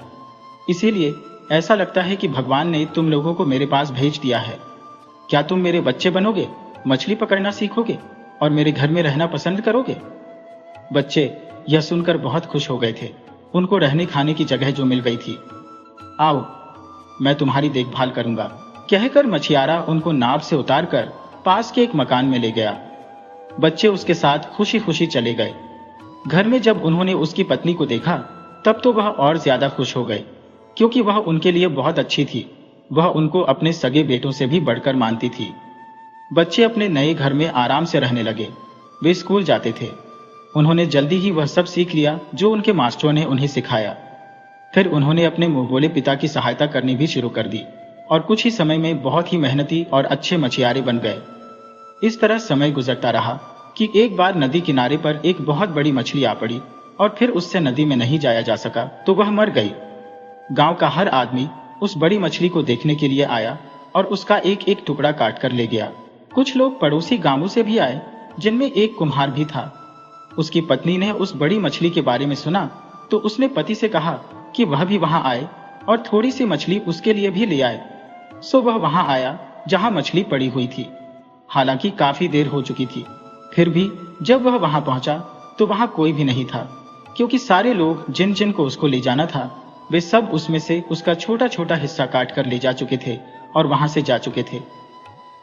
जाते समय कुम्हार ने यह सोचते हुए एक कुल्हाड़ी अपने साथ ले ली थी कि क्योंकि मछली बहुत बड़ी थी तो शायद उस मछली की हड्डियां भी बहुत मोटी होंगी और उनको काटने के लिए उसे कुल्हाड़ी की जरूरत पड़े।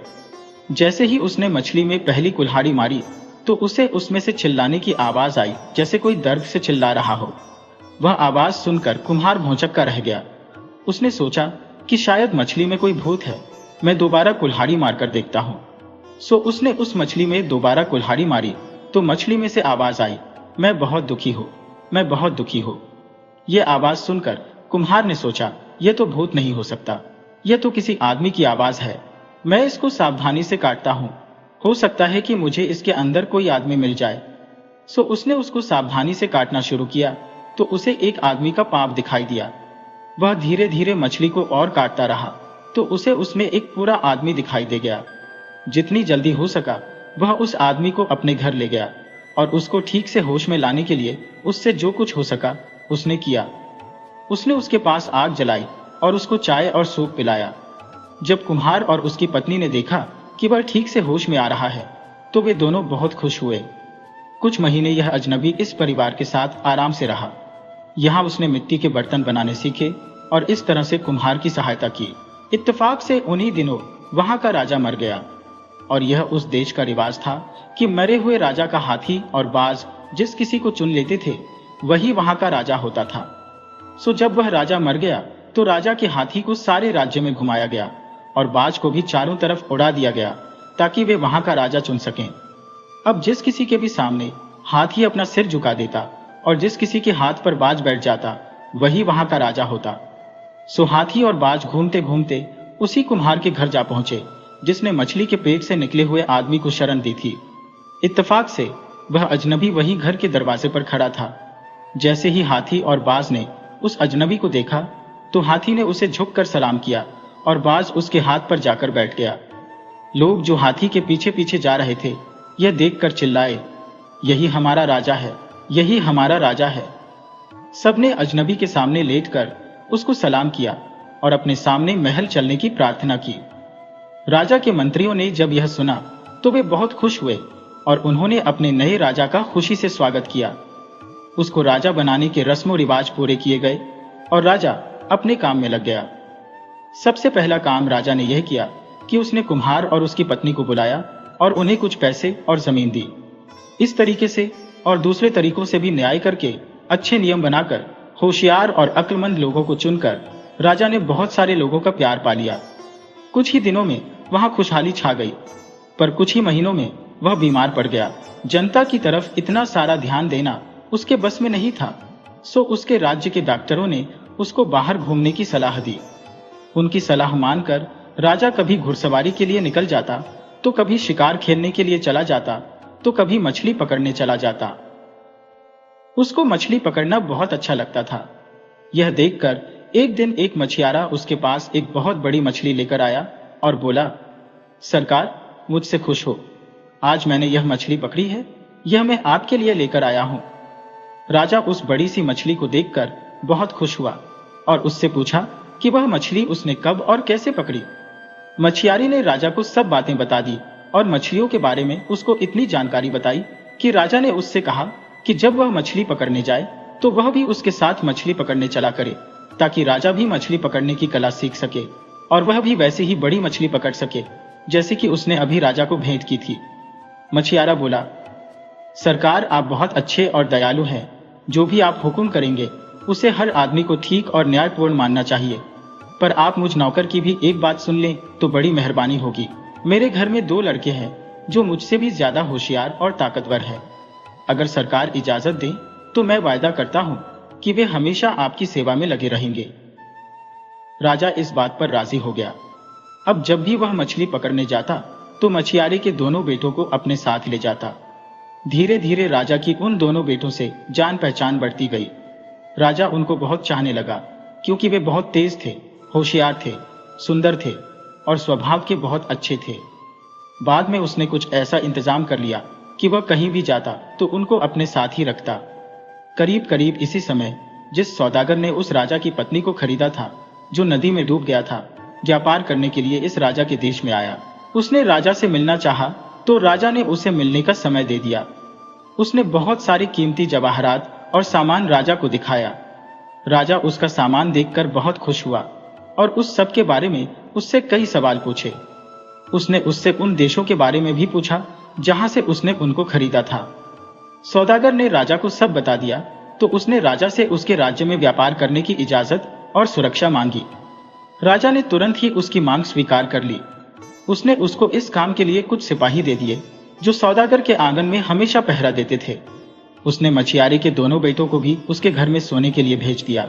एक रात इन दोनों बेटों को किसी वजह से नींद नहीं आ रही थी तो छोटे भाई ने बड़े भाई से कहा कि वह उसको कोई कहानी सुनाए ताकि उसे नींद आ जाए। बड़ा भाई बोला, ठीक है, मैं तुझे अपने साथ घटी एक घटना सुनाता हूँ।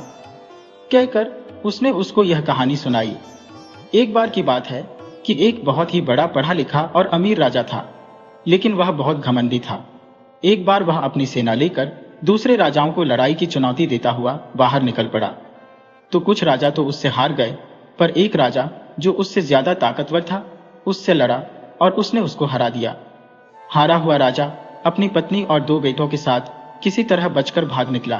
भागते भागते इस आशा में वह समुद्र के किनारे पहुंचा कि शायद उसको वहां कोई जहाज मिल जाए तो वह उसमें बैठकर बाहर निकल जाए, जहां जाकर वह अपनी मुसीबतों को भूल जाए और नए सिरे से जिंदगी शुरू कर सके। कई मील चलने के बाद वे समुद्र के किनारे पहुंचे। खुशकिस्मती से उनको एक जहाज मिल गया जो किनारा छोड़ने ही वाला था। राजा ने जहाज के कप्तान से उनको ले जाने की बात की तो कप्तान मान तो गया, पर अफसोस वह कप्तान बहुत ही बुरा आदमी था। उसने पहले रानी को जहाज पर चढ़ाया और फिर जैसे ही राजा और उसके 2 बेटे जहाज पर चढ़ने लगे तो उसके आदमियों ने उन सबको वहीं किनारे पर ही रोक लिया और उनको तब तक रोके रखा जब तक वह जहाज आंखों से ओझल नहीं हो गया। उस राजा के लिए वह कितना भयानक समय था। दुखी दिल से वह अपने दोनों बेटों के साथ वहां से लौट पड़ा।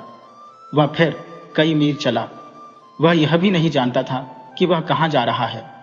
चलते चलते वह एक नदी के पास आ पहुंचा जिसका बहाव बहुत तेज था, क्योंकि उस नदी को पार करने के लिए वहां न तो कोई नाव थी और न ही कोई पुल, सो उसको वह नदी चलकर ही पार करनी पड़ी। उसने अपने एक बेटे को लिया और नदी पार कर गया। फिर वह अपने दूसरे बेटे को लेने आया, पर बीच में ही वह डूब गया। तब से उसका कोई पता नहीं है। तो समझ सकता है कि पिता के डूबने के बाद उन दोनों बेटों की क्या हालत हुई होगी। उस समय रात होने वाली थी।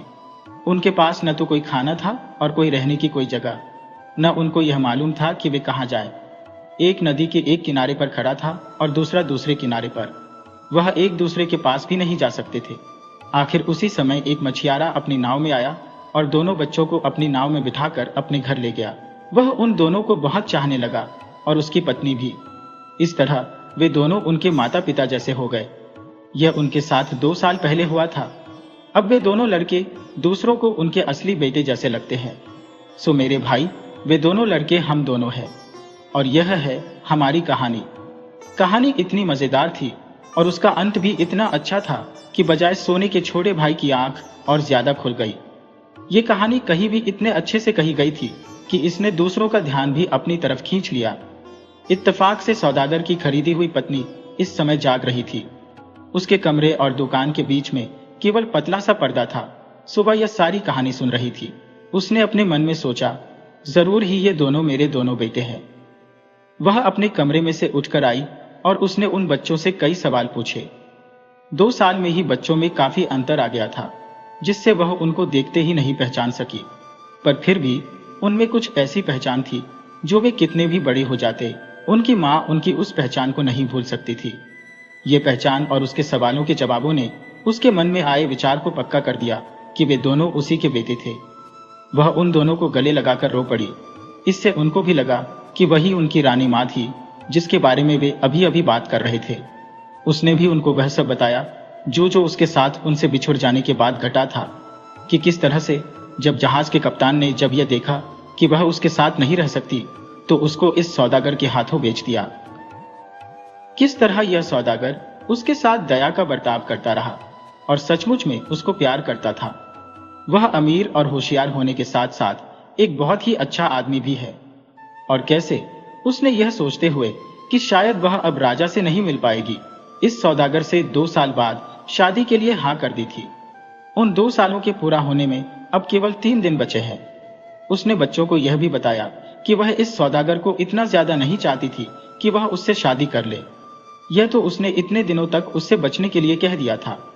अब तुम लोगों के मिल जाने के बाद मेरा यह प्लान है कि मैं सौदागर को यह विश्वास दिलाऊं कि तुम लोगों ने मुझे मारा है। मैं बहुत गुस्सा होने का नाटक करूंगी और तब तक चैन से नहीं बैठूंगी जब तक वह तुमको राजा से कोई सजा न दिलवा ले। इससे राजा तुम लोगों को बुलवा भेजेगा और तुमसे इस मामले की छानबीन करेगा। इसके जवाब में तुमको यह कहना है कि यह तुमसे गलती हो गई, वरना तुम तो मुझे अपनी माँ की तरह मानते हो और उसी की तरह मेरी इज्जत करते हो। इस बात को साबित करने के लिए राजा से प्रार्थना करना कि वह मुझे बुलवा भेजे और मुझसे खुद ही पूछ ले कि तुम लोगों ने सच कहा है या नहीं। तब मैं तुम लोगों को अपना बेटा बताऊंगी और राजा से प्रार्थना करूंगी कि वह मुझे इस सौदागर से छुटकारा दिलवाए और तुम्हारे साथ रहने की इजाजत दे, जहां मैं अपनी जिंदगी के बाकी दिन गुजार सकूं। बेटों ने उसकी यह सलाह मान ली। अगली रात जब सौदागर भी वहीं सो रहा था, रानी ने जोर जोर से चिल्लाना शुरू कर दिया, जिससे वहां सोए सब लोग जाग गए। सौदागर भी जाग गया। उसने पूछा कि क्या मामला था, वह क्यों चिल्ला रही थी। रानी बोली, वे 2 लड़के जो तुम्हारी दुकान की रखवाली करते हैं, उन्होंने मुझे मारने की कोशिश की तो मैं चिल्ला पड़ी ताकि वे रुक जाएं। यह सुनकर सौदागर को बहुत गुस्सा आया। तुरंत ही उसने दोनों लड़कों को बांधा और जैसे ही उसको राजा से मिलने का पहला मौका मिला, वह उनको राजा के सामने ले गया और उनको उसके सामने लाने की वजह बताई। राजा ने बच्चों से पूछा, तुम्हें अपने बचाव में कुछ कहना है? क्योंकि अगर यह सच है कि तुमने सौदागर की पत्नी को मारा है तो हम तुम्हें सजा का हुक्म सुनाएंगे। क्या हमारी तुम्हारे संग भलाई करने का यही नतीजा है? जल्दी बोलो, तुम लोगों को अपनी सफाई में क्या कहना है? लड़कों ने कहा, हे हमारी भलाई चाहने वाले राजा, हम आपके शब्दों और आपकी शक्ल से बिल्कुल नहीं डर रहे हैं, क्योंकि हम आपके वफादार नौकर हैं। हमने आपके विश्वास को बिल्कुल धोखा नहीं दिया है, बल्कि हमेशा से ही आपके हुक्म को माना है। सौदागर ने हमारे ऊपर जो इल्जाम लगाया है वह बिल्कुल झूठा है। हमने उसकी पत्नी को मारने की बिल्कुल कोशिश नहीं की, बल्कि हमने तो उनको अपनी मां के समान ही समझा है। अगर आप चाहें तो उनको यहां बुलाकर उनसे खुद ही पूछ लें। राजा राजी हो गया और उसने रानी को बुलाने का हुक्म दिया। उसके आने पर राजा ने उससे पूछा, क्या यह सच है कि तुम्हारे होने वाले पति ने इन दोनों लड़कों के खिलाफ गवाही दी है? रानी बोली, हे राजन, जिन लड़कों को आपने हमारी सहायता के लिए हमारे पास भेजा है, उन्होंने आपकी इच्छा पूरी करने की अपनी पूरी कोशिश की है। पर एक रात पहले की बात है कि मैंने उनकी बातें सुनी। बड़ा वाला भाई अपने छोटे भाई को एक कहानी सुना रहा था। जैसा कि उसने कहा, वह कहानी उसकी अपनी ही थी। वह एक घमंडी राजा की कहानी थी, जिसको उससे एक ज्यादा ताकतवर राजा ने हरा दिया था। अपना राज्य खोने पर उस राजा को अपनी पत्नी और 2 बेटों के साथ अपना राज्य छोड़कर भाग जाना पड़ा। वह भागकर समुद्र की तरफ पहुंचा ताकि वह वहां से कहीं दूर जा सके। खुशकिस्मती से उसको एक जहाज भी मिल गया जो किनारा छोड़कर जाने वाला ही था। उसने उससे मिलकर बात कर ली कि वह जहाज उन सबको वहां ले जाएगा जहां वह जा रहा था। पर उस जहाज का कप्तान एक बहुत ही बुरा आदमी निकला। उसने राजा की पत्नी को चुरा लिया और उसको दूर देश ले गया, जहां जाकर उसने उसको एक अमीर सौदागर को बेच दिया। उधर राजा और उसके दोनों बेटे फिर कहीं और चले गए। वहां वे एक नदी के किनारे आए जहां राजा डूब गया। उसके दोनों बेटे एक मछियारे को मिल गए जिसने उनको अपने बच्चों की तरह पाला। राजा साहब, वे 2 बच्चे आपके सामने हैं और मैं इनकी मां हूं जिसको चुरा लिया गया था और फिर एक सौदागर को उसकी पत्नी बनाकर बेच दिया गया था, जिसके साथ वह 2 दिन बाद उसकी पत्नी बनकर रहने वाली है, क्योंकि मैंने उससे वायदा किया था कि अगर फला समय तक मेरा पति और मेरे दोनों बेटे न मिले तो मैं उससे शादी कर लूंगी। पर अब मेरे बच्चों के मिल जाने के बाद मैं आपसे प्रार्थना करती हूँ कि मुझे इस सौदागर से छुटकारा दिलवाया जाए। मैं दोबारा शादी नहीं करना चाहती, क्योंकि मेरे दोनों बच्चे मेरे पास हैं। मैं राजा से मिलकर यह न्याय मांग सकूं, इसीलिए इन बच्चों के साथ मिलकर मैंने यह नाटक खेला। जैसे ही रानी ने अपनी कहानी खत्म की तो राजा की आंखों से आंसू बहने लगे और वह कांपने लगा। जब वह थोड़ा संभला तो वह अपने सिंहासन से उठा और रानी और दोनों बच्चों की तरफ बढ़ा। उसने तीनों को अपने गले लगाया और रोकर बोला, तुम मेरी पत्नी और मेरे बच्चे हो। भगवान ने तुम लोगों को मेरे पास वापस भेज दिया है। मैं राजा जैसा तुम लोगों को लगा डूबा नहीं था, बल्कि एक बड़ी मछली मुझे निकल गई थी। कुछ दिन तक मैं उसी मछली के पेट में जिंदा रहा। उसके बाद वह मछली किनारे पर आकर पड़ गई। तब मैं उसके पेट से आजाद हुआ। एक कुम्हार दया करके मुझे अपने घर ले गया। उसने मुझे अपना काम सिखाया। मैं वह काम करके अपना पेट अपने आप पालने लायक हुआ ही था कि यहाँ का राजा मर गया।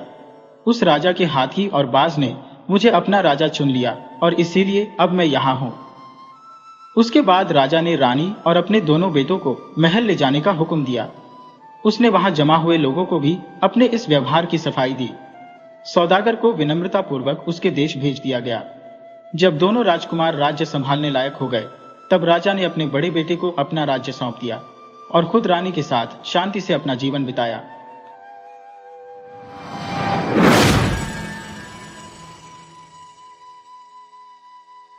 वीडियो अच्छी लगी हो तो इसे लाइक करें और ऐसे ही मज़ेदार कहानियों के लिए चैनल को सब्सक्राइब करें और बेल आइकन दबाएं। ज़्यादा से ज़्यादा अपने दोस्तों को शेयर करें। धन्यवाद।